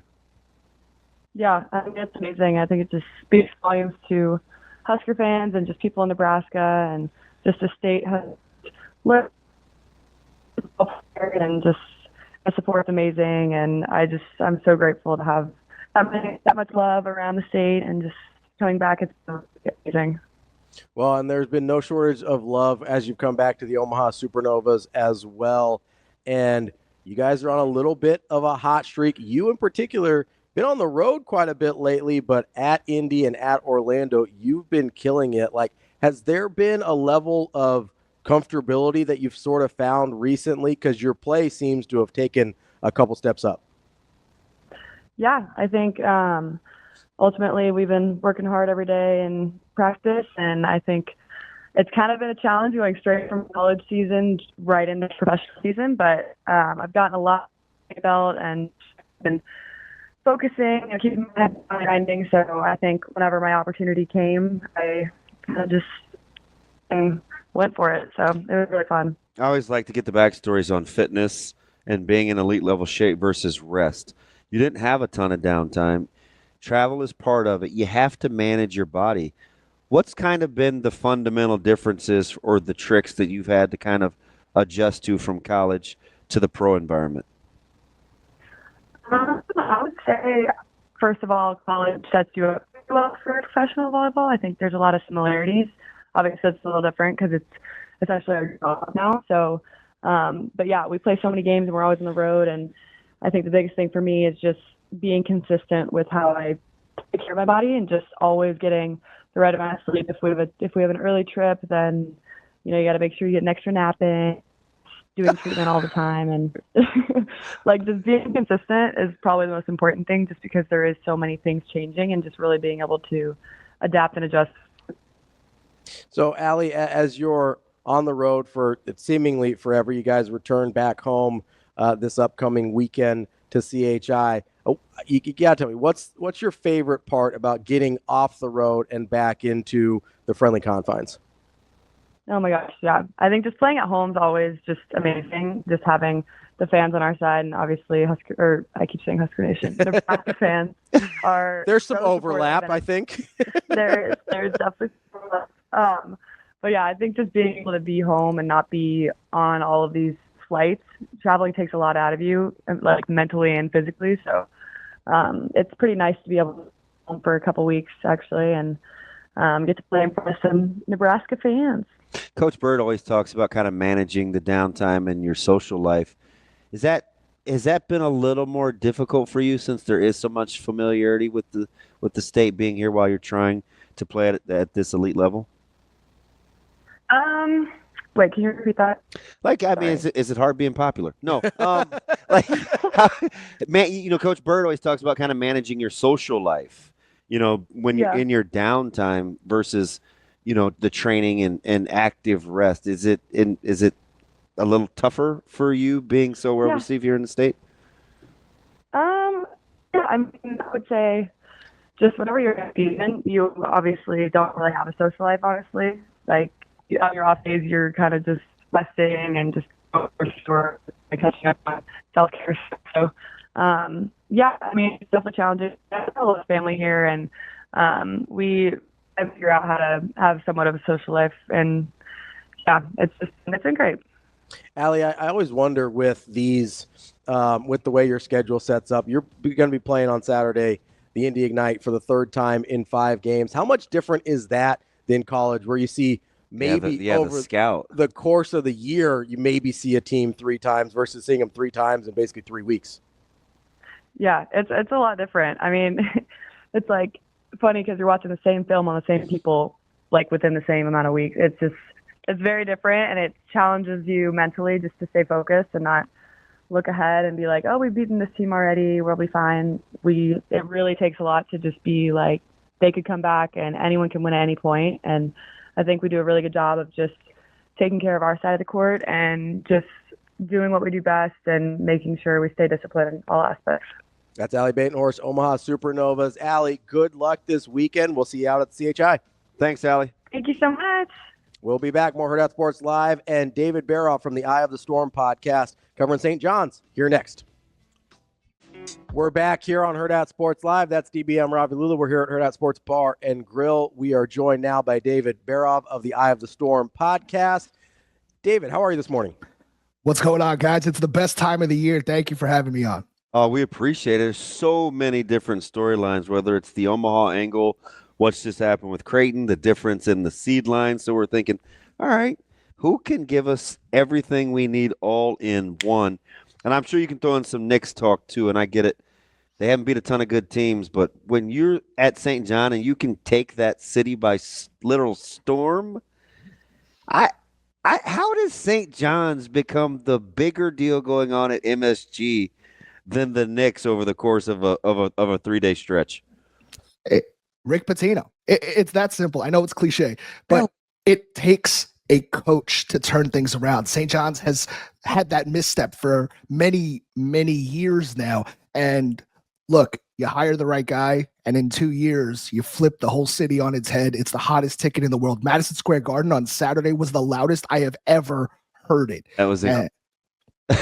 Yeah, I mean, as a Creighton fan, it was like, and I get it, right? The Big East tournament belongs at MSG, but when a team that you cover and cheer for is on the receiving end of that environment, man, that was nothing short of electric.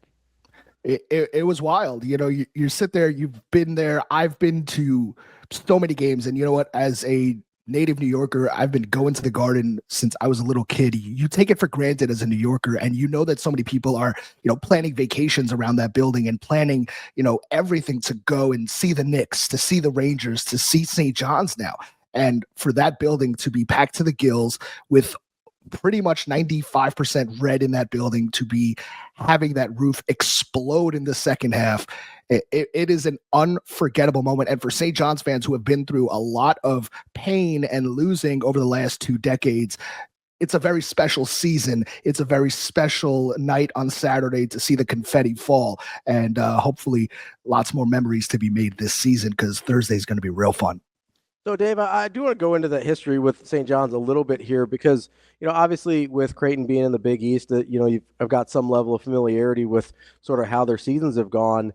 And there's been, looking back at the records kind of through the, Chris Mullen and Mike Anderson and Steve Lavin eras, like it feels like they've been worse than the records have indicated, right? You have an occasional 8-24 with Chris Mullen, right? But for the most part, you're above 500, kind of fighting for an NCAA tournament bid. Like, I guess what's been the vibe versus the expectation of St. John's basketball? Because honestly, based on how it seems from the outside, looking at those records, I expected them to be worse. There were years where you come into the season and you're optimistic. In Steve Lavin had 2 really, really good teams that underperformed. Sure. Chris Mullen, the last year, had a team that could, do something with Shamari Pons and then the Mike Anderson era, had some talent on the team. Julian Champagne's in the NBA now, got a lot of guys playing Euroball, but just couldn't ever get over the hump. And, unfortunately, a lot of times that does get pointed back to coaching, and there were just a lot of missteps, a lot of games blown at the end. That was the theme. And anytime St. John's was on the cusp of doing something special, they would lose 2 or 3 games that they really shouldn't have. Their scheduling would come back to bite them, and that's just a lot of the lessons that were learned. Even Rick Pitino said it. Listen, they learned how they should schedule based on what happened last year in the tournament and the selection committee. So that's what happens when you have the right staff and the right guys leading the way. And I think that that's been the biggest change from President Father Shanley at St. John's being hired, who helped take Providence to new heights, to having Ed Cull, the new athletic director, who's somebody who revitalized programs and has ties to St. John's. And then when you have obviously a Hall of Famer, Rick Pitino, you clearly start steering the ship that is St. John's in the right direction. I'm going to give it a little time here to get to Omaha and the matchup. I don't know how much time you've had to delve into them, but real quick on the lines of just generally St. John's in the Big East, do you see the kind of the discrepancy or maybe some of the angst? You've seen Creighton and St. John up close a few times now, and you get one team on the 2 line. You have the second place team that has a win against St. John on the 9 line, and they're 1-2 in the conference. When you watch them play, you clearly don't see a 7 seed line difference, do you? No way. I thought Creighton got absolutely shafted. The fact that Marquette is so much higher than Creighton makes no sense to me at all. Let alone Creighton having to play Louisville. I mean, first of all, that's probably my favorite matchup out there right now. It's a fantastic one. It's going to be so fun. But the thing is, I think Creighton is still feeling the effects of not having Pop Isaacs. I think we're seeing that. Jemiah Neal has taken on a big load onto him to try to help Ashworth and Kalkbrenner, and he's done a fantastic job. But my goodness, how good could this team be if Pop was still around? I think Greg McDermott has done a phenomenal job as usual. But no, there is not this ocean of difference between St. John's, Marquette, and Creighton, and I think that they definitely got shafted. I think that they can absolutely make a run here, but I think they got their hands full with Louisville in that first one for sure. Dave, let's move on to the matchup with St. John's and Omaha. It's kind of ironic that you're playing two teams from Omaha back-to-back here. But the Mavericks obviously making their first NCAA tournament appearance. What have you been able to find out stylistically about how you think this game's going to go between St. John's and Omaha? So I'm super excited for this matchup. I hope Omaha fans are also keeping a level head about what they're about to see. But the fact is that Summer Player of the Year, Markel Sutton versus RJ Lewis Jr. is going to be one of the best matchups in this first round that you're going to see. We love March Madness because it allows players to get a spotlight. And I think that people who don't know who Markel Sutton is, 19 points per game, 8 rebounds per game, is a guy that could potentially be put on that spotlight. RJ Lewis Jr., Big East Player of the Year, 6'7", is an absolute dynamite player, can score it. And I love to see that. Now, St. John's is the best defensive team in the country, period, full stop. That's going to be really, really tough for Omaha to handle, obviously, because they're not used to playing somebody like this. The closest that Omaha has come to playing somebody like St. John's is probably Iowa State, and they got boat raced by 31.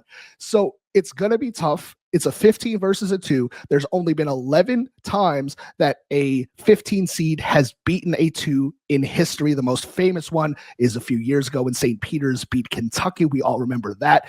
But it's going to be, it's going to be a very interesting matchup because what does Omaha do really well? Shoot the 3. You got 2 guys that are just absolute snipers in J.J. Watt and Tony Osborne to shoot that 3. And St. John's, they're defensive. They switch all 5 guys. You guys are going to see Zuby Ejiofor is one of the best big men in the country who can switch 1 through 5. That's right. He can guard your point guard. He can guard your center. That's going to be tough to deal with. And I think that St. John's and Omaha is going to be this clash of offense versus defense. I know that there was a lot of changes made after Christmas for Omaha to try to get that offense cooking in gear, and they really did that, and it worked. And yes, you guys broke a lot of trash cans in the process, but it's going to be, I think, really tough for Omaha to try and get by St. John's defense. So stylistically, there's some similarities, right, with length and running and jumping and the ability to switch 1 through 5. Omaha likes to play a lot of the same way. We were talking yesterday with Coach Crutch and not necessarily to him specifically about points to win this game, but you guys are comfortable. You can play a couple of different ways. It can be grimy and low scoring, and you can go in spurts like you saw in the second half against the Jays. If Omaha wants to have success and let's say a chance to win, does that score have to be played in the 50s, the high 40s, the low? Where does that game have to be played for Omaha to be in the hunt under the 8-minute mark? I'm trying to remove the St. John's bias and answer your question, but the thing is that St. John's can play different ways. Their defense can suffocate you and drag you into the deep waters and not let you get 50 points. They've done it a few times this year. I think that would be the best way and the best chance to do it, is that it would have to be a defensive matchup and it would have to be very low scoring. The thing is that if you do that, St. John's, with their defense and what they're really known for, is rebounding, especially on the offensive end. And if they're going to continue to get multiple possessions off of you, then you're going to have a hard time even keeping up that way. I know Omaha is not great rebounding the ball. St. John's is the number 2 rebounding team in the country.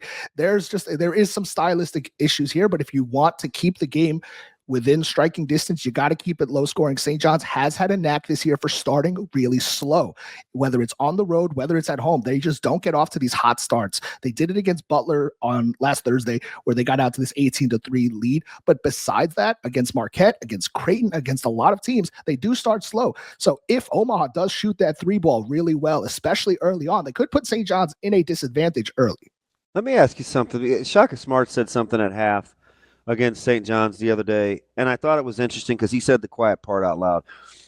He was asked about the keys to the second half and kind of stymieing these runs, and he said, I think the team that fouls the most but it doesn't get called will have the best chance to win. We've said that about the Big East style forever, right? Touch, clutch, grab, how you played and defend screens, the whole 9. Do you allow yourself to think about how games will be officiated in the tournament with the stylistically with what you guys bring to the table? I think it's a great question. I think it's a talking point going into the tournament. Everybody says that besides your conference tournament, when you get into the NCAA tournament, the refs get tight and the whistle gets tight. In the Big East tournament, for all of the teams, I think you saw it officiated very similarly to the point where it was almost kind of getting you ready for March Madness because there was a ton of whistles being blown. I think St. John's is not going to allow that to mess with their identity. You're just too late in the season to try and say, all right, we're going to get a little softer on defense. No, that's your calling card. I think they're going to go out there and they're going to just play you as tough as possible. Now, that does pose an issue, and I think that this goes back to your last question about what could Omaha do in order to potentially have an advantage. St. John's depth is potentially a issue. If they do get into foul trouble, if Zuby Ejiofor gets into foul trouble, Vinci Wachukwu and Ruben Prey are his backups. If somebody like Kadari Richmond gets into foul trouble, Davon Smith, who is dealing with a shoulder injury, is his backup. So, that is something that you do have to keep in mind, but I don't think they're going to try and be any less aggressive. I wouldn't be surprised if they're pressing full court or at least picking up 3/4 court. That's what Rick Pitino does. That's been the method to success. They want to speed you up. They want to get those shots for Omaha coming with about 3 or 4 seconds left and really make it difficult for them. So, Dave, last thing for me, as you look at this St. John's team, obviously you mentioned the number 1 defense, you mentioned the number 2 rebounding. The one weak spot on this St. John's team is offensive efficiency, right? Don't shoot the ball particularly well. Sometimes can struggle to score, especially in some half-court situations. Rely a lot on Kadari Richmond and RJ Lewis to sort of create things on their own. Does that, if you're a Ken Pom guy and you're looking at, hey, what do the efficiency ratings mean versus what the ceiling of this team is, how do you justify that with what you see with your eyeball that tells you, hey, this team could probably make a run? So it's funny because I was having this conversation yesterday. The eyeball test versus what the stats say.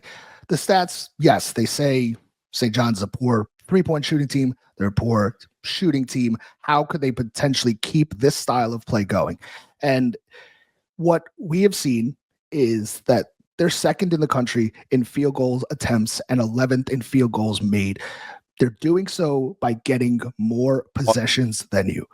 And they are simply outwilling you on the glass, which allows them to make up for being a poor 3-point shooting team. Now, they are probably the worst 3-point shooting team in the NCAA tournament right now. They only make 6 per game. They only take 19 per game, which is very anti-Rick Pitino historically. But the thing is that they make up for it in other ways. They just shot 36.5% in the Big East tournament from 3.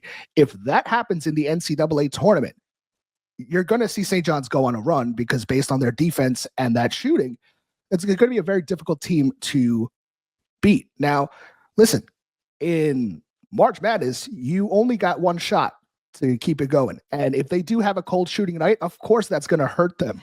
Can they do it? Can they fight back? Can they come back from a big deficit like they have all season?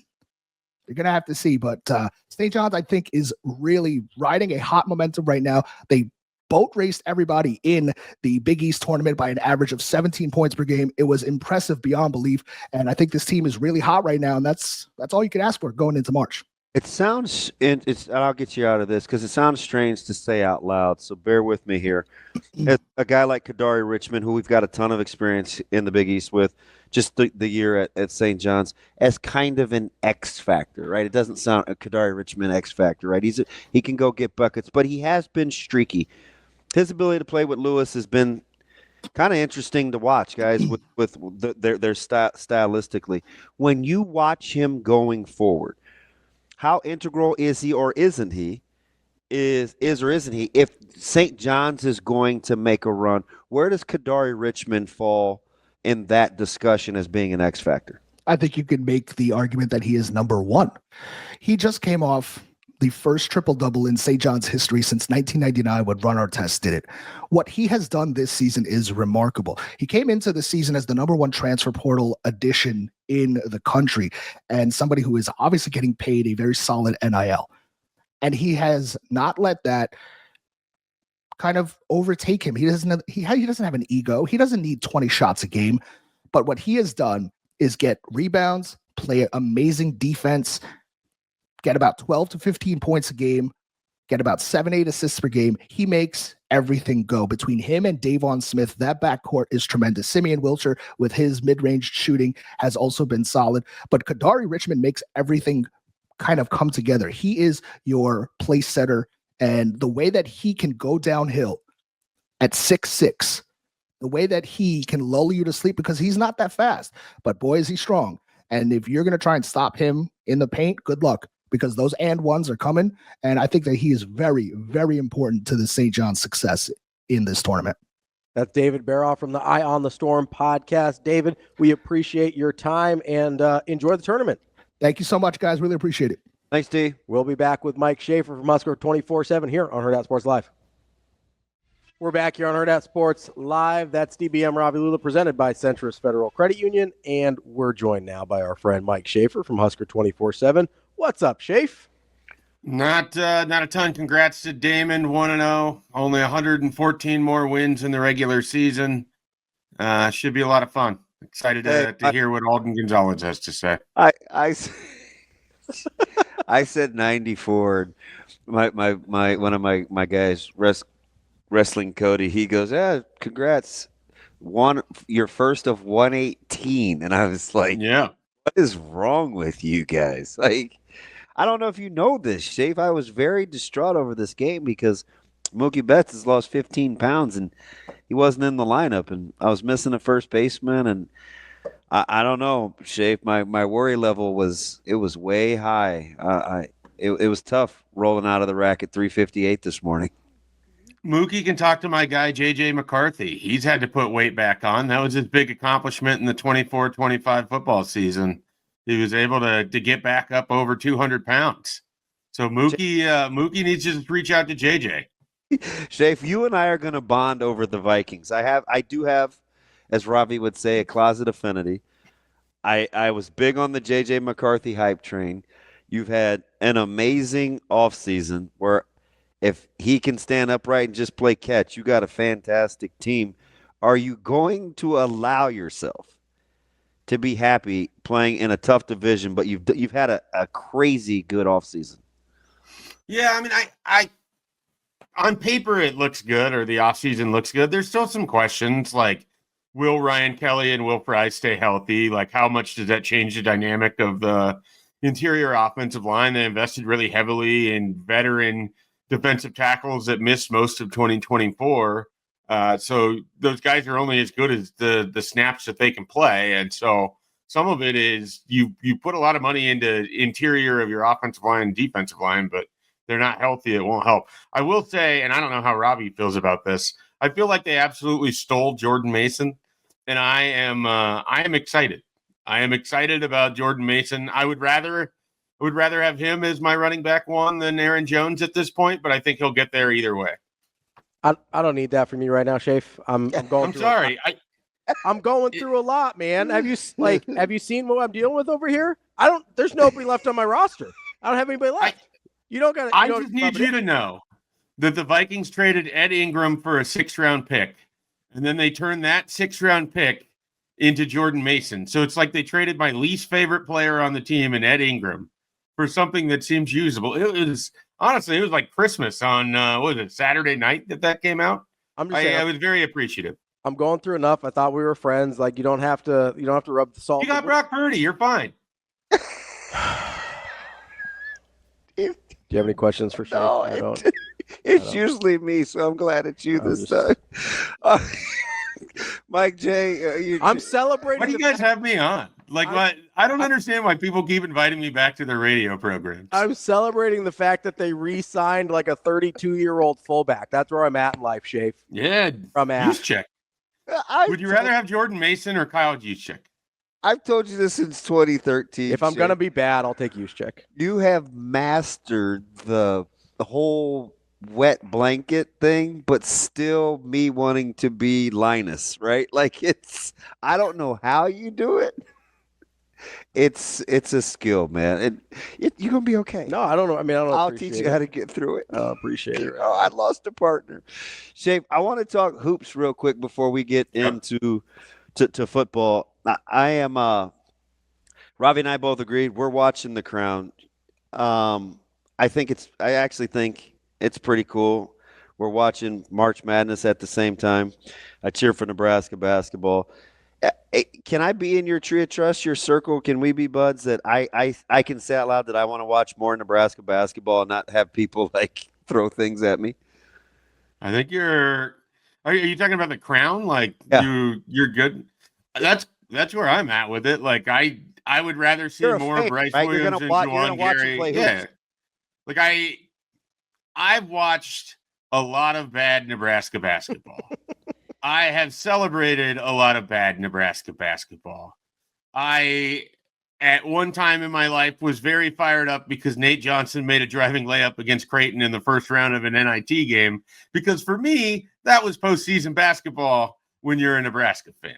So, like, I'm not going to scoff at them playing in the Crown. I'm not going to scoff at the idea that they could get some more opportunities to play. I'm not going to scoff that some of these guys is maybe the last, like, true, really important organized basketball that they get to play in their career. I don't know how important it is, but we can haggle over that. I don't have any problem with the Crown. I don't have any problem with bowl games. Like, I just find it fascinating. There's people who feel like they have to declare really loudly, I am not going to watch this. Nobody cares. Just not watch it. Nothing like I hate to burst the individual bubble of the guy who's like, oh, I'm not going to watch this. You don't matter. Congratulations. Find something else to watch. Grey's Anatomy is on somewhere. Enjoy that with your wife. Maybe you can find WWE on Netflix. You know, there's lots of great options out there for you. Nobody cares that you're not watching it. I just love no one cares. I kind of feel like this was the first segment. People just making proclamations on what they don't like. It's like, okay, not everything's for you. Okay, not everything's for you. You know, I like that your go-tos were WWE and Grey's Anatomy. Grey's Anatomy. Yeah, you got range. I wanted to get both ends of the spectrum there. You know, basketball kind of slides into the middle, and then you get the two ends. I don't know where Grey's Anatomy came from exactly, but John Cena's everywhere, so I know where wrestling came from. All right, so last hoops one's for me. So as a lifer, like as a fan, but also being in the media, Schaefer, how would it resonate with you if Nebraska just kind of rearranged the deck chairs versus you seeing a real plan to do something different than what they've been doing? I don't anticipate that they're going to do a ton different. I think they have, rink mass. They have Connor Essegian. They're going to build around that. We'll see if Burke's back. I'm not expecting a brand new starting lineup of people I've never seen before. I'm expecting Fred Hoiberg to. Gavin comes back. I would be okay with it. I mean, there's talent there. I want to see someone unearth it. I think he's a good enough athlete. He kind of always looks awkward, and I don't know that will disappear exactly. I didn't mean to make you do a spit take there, but I'm not wrong on this. It does look a little awkward. It's not the smoothest thing that you're going to see all the time in the basketball court. Awkward. But I think there's talent there, and he was a highly touted transfer that you picked up. And I just don't believe that everyone has to be immediately good out of the transfer portal, or you just throw them away the next year. Sometimes you invest in players for multiple years, or I think it's more likely you see that in football, but also in basketball. I mean, I don't think there's a world where there are basketball transfers that have a struggle the first year, but then stick around, develop, and then have success. Like, I don't think that's an impossibility, but I don't know exactly what Gavin Griffiths would be. And so to me, it's how do you best surround a team around rink mass? I think you got to get some rim protection. I think you have to get some more athleticism somehow. These last 2 years, it feels like Nebraska is a little bit, I should say a lot of bit less athletic than the teams that they play, other than maybe Bryce and Juwan. And you're losing those two guys. So, I don't have this like master list of things that they have to go get, but I am really curious what Fred fills the shopping cart up with, so to speak. Dave, what's your level of confidence right now on March 18th, 2025, that after 6 years, like there's enough evidence that Fred Hoiberg will be able to elevate this program past where we've seen it historically? If we use like a 10 scale, it's probably like a 6.5 or somewhere around there. I got in trouble for saying this on this program a couple of weeks ago. I think Fred Hoiberg is as good of a coach as I've seen at Nebraska. I understand that he's not Danny Nee in terms of putting together the NCAA tournament runs of the early 1990s. I think basketball looks a little bit different since then. I think Hoiberg's resume speaks for itself. I believe in what he put together over these last couple years. I believe that he can continue to put Nebraska in position that they're either on the bubble or a tournament team more often than not. For me, the goal that I kind of have is 3 out of 5 years Nebraska's in the NCAA tournament. There's other 2, they're in the conversation.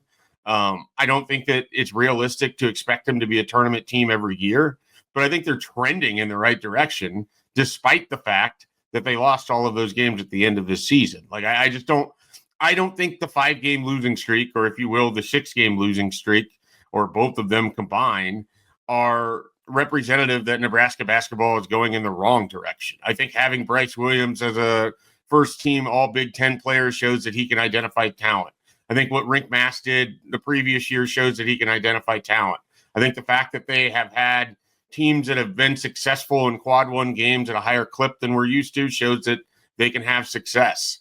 I just don't think I don't think the bottom's falling out here, guys. I just think that they need a little more than they got in the past year, but they were in the conversation. And realistically, that's what I'm asking for. And is that too low of a standard for others? Maybe. But again, we're talking about a team with 2 tournament appearances in 25 years. Like, what is realistic here? For me, 3 out of 5 would be the best 5-year stretch in Nebraska basketball's history for 30 years. I mean, at some point we have to acknowledge this isn't as easy as we want to make it seem to be. Yeah, I did want to. I mean, when you said 3 out of 5, that's literally only happened 1 time in Nebraska basketball history. Right. And so, like, I don't think that's that low of a standard, but to some people, it's, you're just ceding the entirety of basketball to other programs. Like, I look at Nebraska and Indiana have like the same amount of tournament appearances since 2013-14.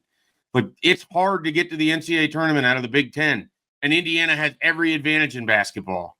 Like, that's why the whole Indiana basketball, Nebraska football comparison works so well, because the better sport of the two seems to come up short over and over and over. But I don't know. And I think Fred Hoiberg can get them there. I really do. If other people don't see that and they're stuck on its conference record, there's nothing I can do about that. Hey, Mike J., let me transition over to football with kind of the level of excitement.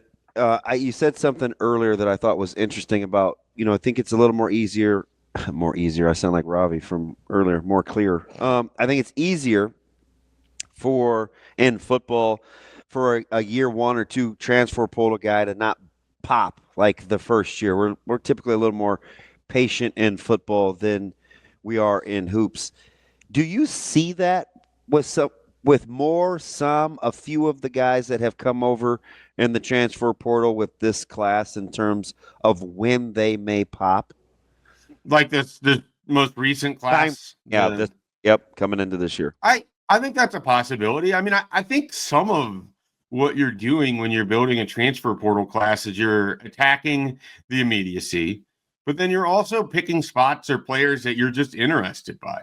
There's something about Gabe Moore that made this staff think, okay, this is a guy that hasn't played it down in college football in his career, but physically we like something here. Mentally we like something here. Maybe he just ends up being practice fodder for us, but what if there's something we can unlock? There's a physical body here that we think we can get something out of. Let's see what it is. And maybe Gabe Moore's nothing. Maybe Gabe Moore's really good. We'll find out. It's going to be a little bit before we get there. Justin Rhett, I think, is a good example of this. He's a backup at Georgia for multiple years, goes into the portal, doesn't have a lot of film to his name, and yet Nebraska adds him to a crowded defensive backfield because they want to see what they can get there. And perhaps Justin Rhett becomes a player, not necessarily in 2025, but in 26 or 27.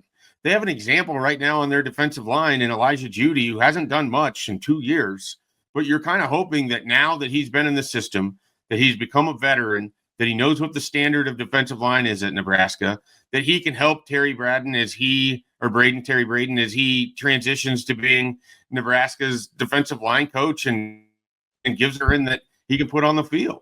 I mean, not every player that comes out of the portal is going to be Kyler Murray. Not every player that comes out of the portal is going to be a star. Sometimes you're going to have really good practice players. Sometimes you're going to have a good key contributor in certain situations. It's maximizing your roster and giving yourselves opportunity to fill in if you miss on development in terms of high school guys. I think it has to be viewed in that lens. When you heard him talk about development and freshman year versus or first year versus second year versus contributing, he kind of walked that timeline. And I get it. It was within regards to the O-line. I think maybe it was question specific. Do you feel that is kind of a thing as he looks at how to get guys out of the portal as well? Yes, I think that's a possibility. It just sort of depends on where they fall and what Nebraska's specific need would be. I thought that was my favorite quote from last week. He said, paraphrasing here, but he basically walked through freshman year, you redshirt, sophomore year, you're a backup. By the third year, you're a contributor or a starter on the offensive line. That was the model that successful teams had used. And that's, I think, ultimately the model that Matt Rule wanted to use. Now, college football has changed where players expect to play earlier. Players can play earlier. They're more physically ready to play earlier. Are they mentally ready to play earlier? Nobody talks about that, but that's an aspect of it. That's the most important thing, Safe. That's my thing. Just the emotional rigor to do something every day with this staff. Like, they don't cut a lot of corners when it comes to holding you accountable on showing up, right? Like they treat them like adults. They treat them like adults, and they treat them like adults with expectations. And they didn't bring you here to coddle you. Not that previous staffs did either, but generally the idea is that they have this standard, they have this system that you want to work towards and to achieve, and then they want the players to help police it so that when a guy gets here and he's struggling, a teammate is the one picking him up rather than a coach has to kind of hold his hand to get through stuff. Not that they don't have to do that, but not everybody's mentally equipped to jump in with both feet. As an 18-year-old, I mean, some of these guys are going through spring practice right now. Like, they've never done or not right now, but they will next week. They've never done anything like this. And they've never done anything like mat drills. They've never done anything like this off-season conditioning. And that can be a challenge. Some people thrive in that environment. Other people need time. They need time to figure out, okay, this is what I'm supposed to do. This is the energy that I have to have every day. This is the effort that I have to put forward every day. So it's there. When we talk about development, we talk about on-field, we talk about, linear progression. Sometimes the mental development is equally as vital for the health of a program. Because if you're not developing mentally, then it's hard to know that you're going to be able to go do it physically with any kind of consistency.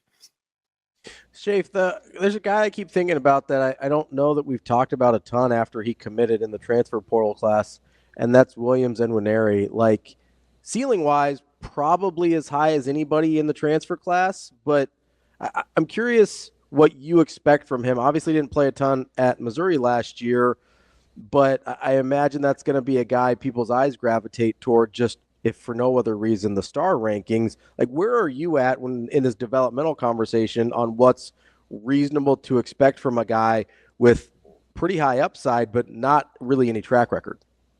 Yeah, I mean, it'll be interesting what situations he finds himself in. Is this a guy who's on the too deep as we get into August right away? Because then the expectation is that when he's on the field, he's going to be able to contribute at a relatively high level. I mean, if he's a starter, the expectation is that he's going to contribute at a high level. So it's going to be interesting to see when we get to August where a guy like that ends up, because the sort of the advanced talking of him has been that he's really big physically, that he, is a unique athlete, that he passes the eye test, but he's got to be able to physically go and do it and have a good spring. And he's got to stack days for Nebraska. And then they're going to have to feel comfortable that putting him on the field is a better choice for them than putting some of these other defensive linemen on the field. So he's a guy with huge, huge upside. But I don't know that we're going to see that manifest into being a big 2025. But I think he's someone that, like when Matt Rule talked about that with defensive line, if you extrapolate that to transfer portal or it's talked about it with offensive line, you extrapolate it to transfer portal and defensive line. I mean, if he is a backup this year, the idea in 2026 is Nwaneri could be a starter and could be a key player for you. And so I think that's the hope, or at least it is for me. I'm not expecting him to come in and replace Ty Robinson as a one-to-one comparison just because he was a 5-star a couple of recruiting cycles ago. I think there's a lot that he probably has to learn about being a big man in a big conference. And he went through it with the SEC, and he didn't get a lot of playing time. He's in the Big Ten now, and we'll see how it all goes. When you heard Coach Rule go through the laundry list, he got it out of the way early of guys. Love that too. Okay, well, let's start there. So is that because it just makes it easier, like guesswork? It prevents the first day where Brunt sends me on a task to go take my little notebook and write down every yellow jersey. And then, if I don't know, if the number doesn't correspond to the player, then I'm trying to like look through the helmet to guess who it is or whatever. So it's just less work for me. I mean, I'm just being honest here. It's just nice. He came out and he said it. I don't have to wonder. Is that Amir Khan or is that Ramir Stewart? It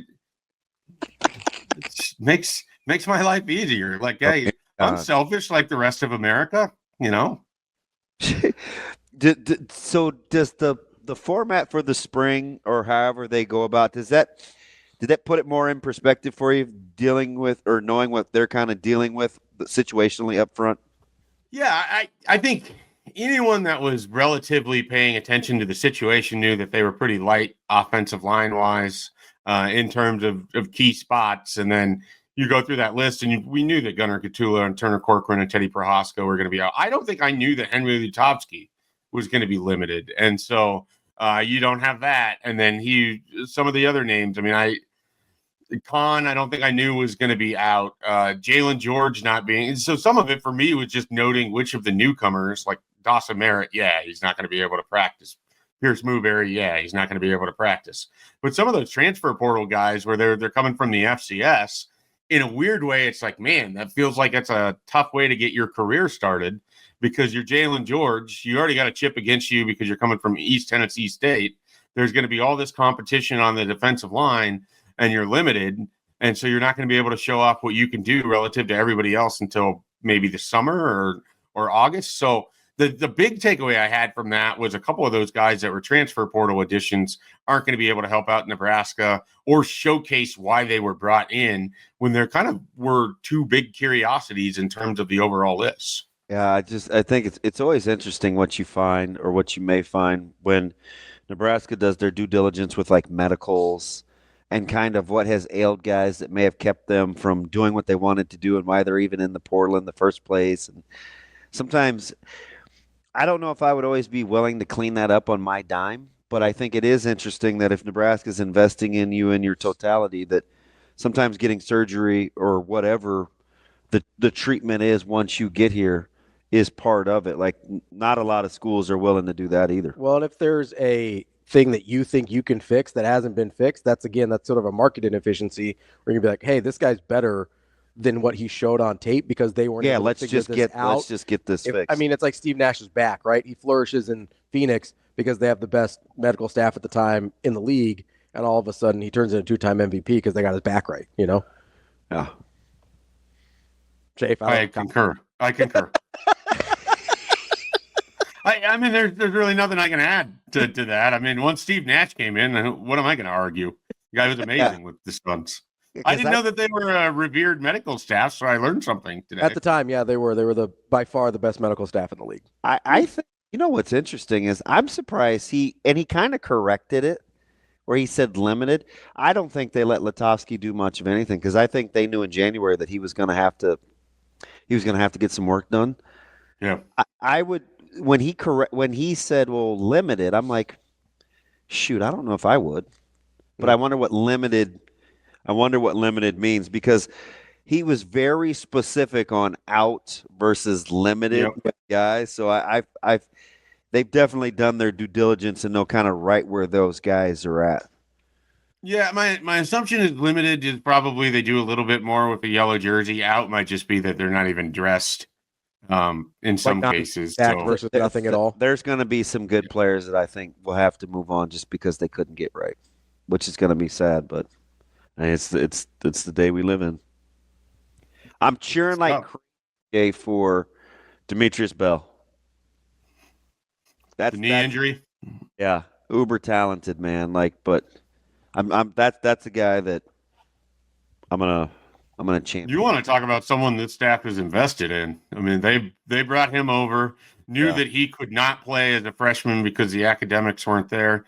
They knew that they were not new, but they thought that they were going to get a wide receiver that was be a steal relative to what he was ranked or who was after him at the end of it, and then he has that knee injury, and so now you're going to be 2.5 years in, and you really haven't seen him on the field, so you don't know exactly what he's like when the lights are the brightest.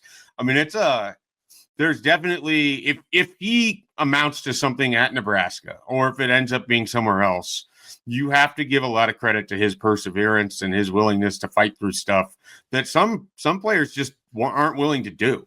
Yeah, they're willing to do to a small extent, but they're not going to put in all the work that's required to come all the way back from all of these things that Demetrius Bell has gone through.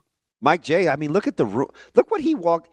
He was going to be Barney before Barney, right? Mm-hmm. And then a year later, you walk into that room and you're like, holy smokes, this is kind of daunting. Yeah. Well, I'm looking at their wide receiver recruiting for 2026, and it's like, this doesn't feel the same as last year where they were in on 15 four-star guys because they needed that for the room. And now it's like, all right, we like Jabari Brady. We like Ryan Mosley. We'll see what else is he out in there. Missouri today or yesterday? Brady was there yesterday. Oh, boy. Okay. So it's Missouri, OU, and Nebraska U. Yeah, I mean, those are the teams that he's discussing at this point. Jabari Brady's kind of an interesting guy. He's 6'1", 6'1.5", or listed that way. I mean, actual height is probably somewhere an inch, give or take, either way. But he's 205 pounds. Like, he's a physical guy as a wide receiver. Because I was like, in my head, I thought he was a smaller receiver. I don't know why. Maybe it's just a name. I saw the name Jabari Brady, and I just I felt like that about 5'11", 175, and that is not the case. Mosey not thicker than you? Mosey up close is thicker than I thought he was on tape. I think he had a growth spurt. I saw him in April of 2023, and you were there. You were at the same thing. It was super windy. Yeah, it was a super windy day in Kansas City. Yeah. And other than, Q39, kind of what I remember from the day, Isaiah Mosey was really good. He was not as big as he is now. And I'm fascinated what he's going to look like by the time he's done. Done in a few years as a wide receiver, but also even just getting into fall camp. I was standing next to him the other day and was just like kind of surprised. Like he was 5'9" at that camp. I swear to you, he was like 5'9", scat quick wide receiver. And now it just feels like he's 6 foot, 6.5 feet. He's kind of broad. I don't know where this came from. Apparently they continue to grow after you first see him. I don't believe it, but Schaefer, I just want you to know as we let you go here that when your text came in to DB, he wanted to make sure that I knew that by about $4 million, the Dodgers do not have the highest payroll in baseball. Okay. All right. I forgot that Shohei Ohtani only accounts towards $2 million of their payroll. Why? I completely forgot about that. It's a little deferred money. So, knock it off. We appreciate it as always. We'll talk to you later. Thanks, all right, guys, have a good one. Damon and We've got C.L. Brown from the Louisville Courier-Journal coming up next. We're back here on Hurrdat Sports Live. That's DB. I'm Ravi Lulla here at Hurrdat Sports Bar and Grill. We are joined now by C.L. Brown. He covers basketball for the Louisville Courier-Journal. C.L., how are you this morning? Gentlemen, I'm doing well. It's been a long time. Yeah, well, it's hoop season. They open with Creighton. You're my guy. I'm an ACC honk, even though my Tar Heels suck. We had to do it, man. How you been? I've been well. I mean, at this point, I'm like, people need to get over it. Like, they got in. Deal with it. Let's move on. That's my partner. You know, this. Go ahead. Yeah, I was gonna say, this is America. The big brands win. That's what happens here. So you know, I could make the argument that they shouldn't have got in. I could make an argument of why they should get in. So you know, I mean, it's not that egregious that they're in. I think what would be bad is if they come out flat and lose tonight at against San Diego State. But other than that, I have no problem with it. Are you buying any of the conspiracy theories on why they were late and missed their media deals yesterday with the chartered flight? Because I fly with our guys for the football team, man. Stuff happens, but the timing is odd.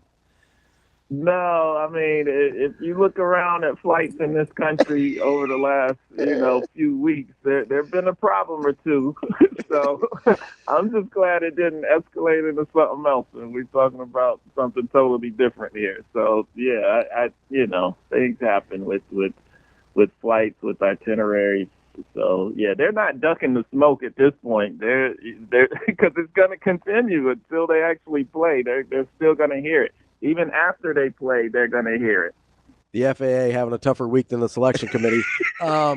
CL, as you look at the tournament as a whole, moving past the West Virginia, North Carolina, whatever, all that stuff, did you have an issue with any of the seedings, especially right there in your backyard with Louisville? Felt like they're better than an 8 seed, and there seemed to be a few of those sort of throughout the tournament where, if Duke's on the 1 line, Louisville shouldn't be on the 8. Yeah, I'm not really sure how, Illinois gets a 6. And it seemed like I had more issue with that than teams losing to the worst team in their conference in the first round of their conference tournament, not making it in.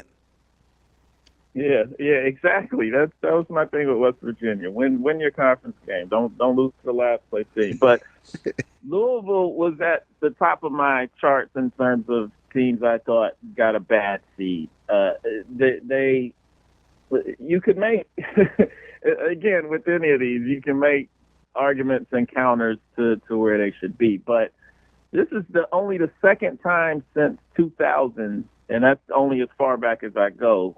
It could have gone farther back. Second time since 2000 that the second place team in the ACC received lower than a 4 seed. And the other time was 2022 North Carolina that ended up going to the Final Four. So I think, and that was just a special transition year because, that was Hubert Davis' first year, and the team was kind of he didn't he didn't handle it well early on, and they were kind of in disarray, and then they came on late. But this is a different Louisville team. But I think they've shown that the way they played since Christmas, they're 21-2. I think that they deserve better. It's a tough spot, but the silver lining for them is they get to play in Lexington. It'll be a drive for a lot of fans. And they could potentially give Auburn fits if they get past Creighton in the first round. Full disclosure, he's a heck of a family friend. His dad and I are buddies, and I'm as big a Chucky Hepburn fan as there is. But I think I can say this out loud, and you'll vibe with me, especially with the changes Louisville made defensively and what Coach Kelsey has said. How many times are you going to have the Defensive Player of the Year, a point guard, the first in the conference since Trey Jones, I believe, in 19 for Duke, and he may not be their best on-the-ball defender. You think Louisville gets enough credit for how they get after you? I don't, but I think that's also kind of the secret sauce of how they keep winning despite the injuries and things they've had to adjust for. Because I thought without Rain Smith in the ACC tournament, I thought that they might lose to Stanford, because he's their best three-point shooter, and they were going to have to just kind of change the way they did things offensively. But because their defense keeps them in any game, and as you mentioned, Terrence Edwards probably doesn't get enough credit. He's incredible. For being a great defender. Because, I mean, obviously, Chucky steals a lot of that light because he's such a disruptor. I mean, that dude is like a menace defensively. You can't rest when he's kind of just sometimes it's freelancing, sometimes he's gambling and taking chances, but Pat Kelsey has said he gives him that leeway because more often than not, he's going to make the right play and he's going to be in the right spot defensively. So it is, they do have two of the best in terms of backcourt defenders. I'd say they have two of the best in the nation. So, CL, I find kind of the trajectory of Louisville kind of fascinating, right? Because obviously, you know, a handful of years ago, they're really good under Rick Pitino. He leaves unceremoniously. You have sort of this transition period where they're okay under David Padgett. Chris Mack starts off pretty well, sort of fizzles out at the end. And then you have these two bizarre, just horrifying years from Kenny Payne. And then all of a sudden, Pat Kelsey gets here and they're right back on track. Like, is there more going, like, was there more going on behind the scenes sort of in that Chris Mack, Kenny Payne to Pat Kelsey era that sort of explains the huge variance from 24 wins in 1920 to 4 wins in 22-23? I don't think so. I think it was really just, well, part of it is the changing that's happened in college basketball overall, and the guys who embrace it and the guys who don't. I think Kenny Payne's first year, he and also never having been a head coach, I don't think he really understood what he needed to do in that first year to have a more competitive team. And he didn't embrace the transfer portal like he did the second year. But by that time, it guess it was too late for him. But I think when Kelsey came in, he built this roster from scratch. Essentially, there were outside of one walk-on, there was no returning player who had been at Louisville before. And most importantly for Kelsey, he got the right fit. He didn't just go out and get the best talent he could get. He got guys who would fit his system, got guys who would accept their role and fit into the bigger concept. And we're seeing the results play out how they've played out. Now we'll see Louisville play 3 guards. We know they can interchange lineup. We got 10 guys that play 13 or more minutes. But here's the thing, CL, and help walk me through this in terms of how they've changed just a little stylistically. I know they got 5 guys that shoot 80 or more threes. You got 3 that shoot 180 or more, right? So they get it up, but they haven't been shooting as many threes over the last month or so. It's still a part of their arsenal. Is the change intentional, or did they find something a little different?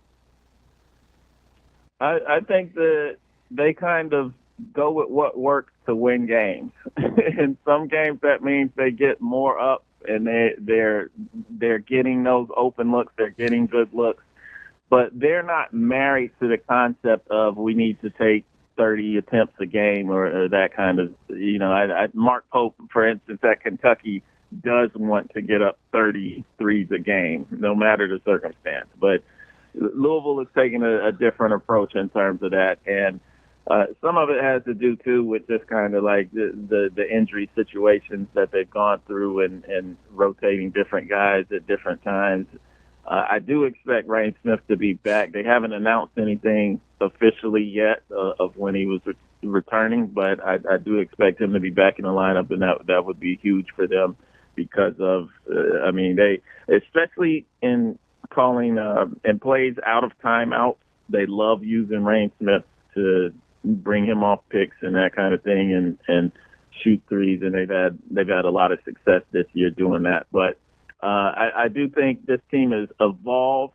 Early on, I thought it would be a team that relied on threes more because their front court was so thin, especially after Case and Pryor got injured 7 games into the season. But they didn't stick with that. They've kind of learned what worked for them, and as we've seen the results as they've gone along. Yeah, and it's interesting too. They're going to miss that 6'10" length. So two things real quick. I think, all bias aside, whether it's Chucky or Creighton or whatever, this is the best matchup, in my opinion, in the first round, especially stylistically, and how these teams can play. The space, the pace, it will be entertaining. What does Louisville have to do to be disruptive with Kalkbrenner in the middle being thin along that front court? Yeah, I think they're going to use a similar game plan to when they played Stanford, and Stanford had a similar talent in the middle, Maxime Regnault, who played on the French Olympic team. Yeah, he's a talented, skilled guy, can step out on the perimeter. He was shooting around 34% or so from three. I don't know what he finished with, but he's an inside-out guy. He can do a lot of things. He probably isn't as good defensively as Kalkbrenner and change up as much, getting to the rim and being a rim protector like Kalkbrenner, but they really just tried to crowd him and not allow him space to operate and deny passes and that kind of thing. They just made it uncomfortable for him to do his thing. And I think they'll probably try and do the same to Kalkbrenner to disrupt him in terms of getting into any kind of offensive flow. But it's really just a pick your poison kind of thing, because if they put too much emphasis on him, who knows what Ashworth is going to do or Neal or, I do think I agree. I think this is going to be a fascinating game in terms of the chess match that goes on while the game is being played. I think that is one thing that Pat Kelsey does well, too, for Louisville is make adjustments in game to counter whatever is happening at the time. They can play so many guys in the backcourt with their flexibility.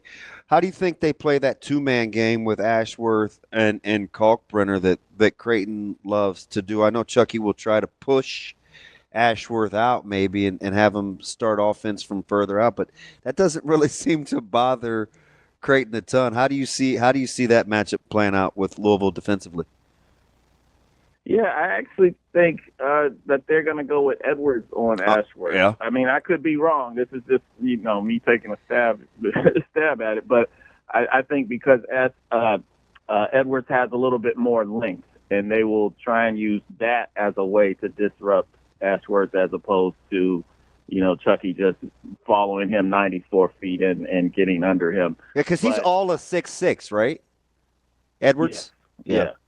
He's wiry. I wouldn't say he's physical. Like, he's not gonna just kind of try and muscle Ashworth, but he can be disruptive in his own way. Just with his length and everything, he can bother guys a lot in that respect. I felt like with smaller guards, when Louisville played North Carolina, I felt like Terrence Edwards disrupted what R.J. Davis does for Carolina, and that's why they were able to close them out down the stretch. Speaking of close out down the stretch, I think a key to this game, Louisville has not lost a game. I think it's something like 22-0 when they lead with 5 minutes left. Yep. So they are a team that knows how to close out and finish games. So I think that'll be interesting to keep an eye on what the score is when it's getting late in the game. I think them and St. John are 1-2 in terms of that mark, but both have unblemished in the loss column when they lead after 5 minutes or less. Yeah, I was hoping Omaha. I've been watching them all season in the Summit League. I was hoping they would have got a better draw than St. John's, but that's the way it goes sometimes. I don't think there's any chance Patino gets upset in the first round. Points will be hard to come by in that one. Yeah. All right, C.L. We'll see you, buddy. All right. Appreciate you guys having me. That's C.L. Brown from the Courier-Journal in Louisville. We'll be back. More Hurrdat Sports Live next.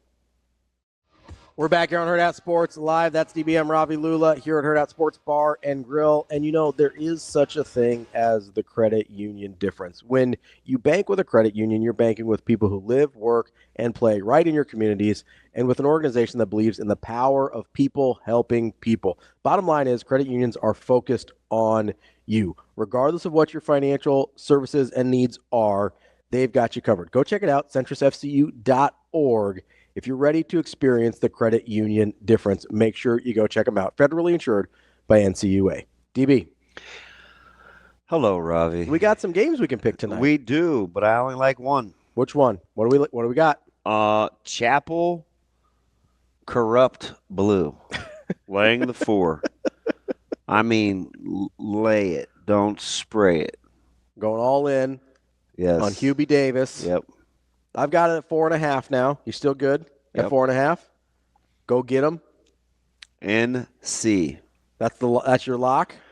Lock it up. I mean, that was weird. I don't know if I liked that. I can sing, man. You can. That wasn't a good example of it, though. Ravi here for, not votes of confidence. No, in general, I think you sing well, but that wasn't your best. I'm pretty bad. That wasn't your best effort. But it's okay. So, Kenneth Pomeroy has it as a 2-point game. Uh-oh. I will ride with Ken. That's your boy. Well, no, because now I think the line's funny for a reason. Ride your boy. The line's funny for a reason. Are you surprised everybody loves the UC San Diego pick and not nary a person has seen them play except me? No, I'm just kidding. But no, they are a. But I know why the metrics have that as a 2.5-point game. Because what I tell you about UC San Diego, how they played. This was some weeks ago. So for me. Do you know what it is? No. They turn you over. And Michigan is prone. They have the leading steals leader in the country. And Michigan's just like, here you go. It's going to be hard to. So, you know what upset I'm not really vibing with? Which one? Colorado State. Yeah, you're not in on it? Not feeling it? I'm not. But that is a trendy pick. What's your holdup?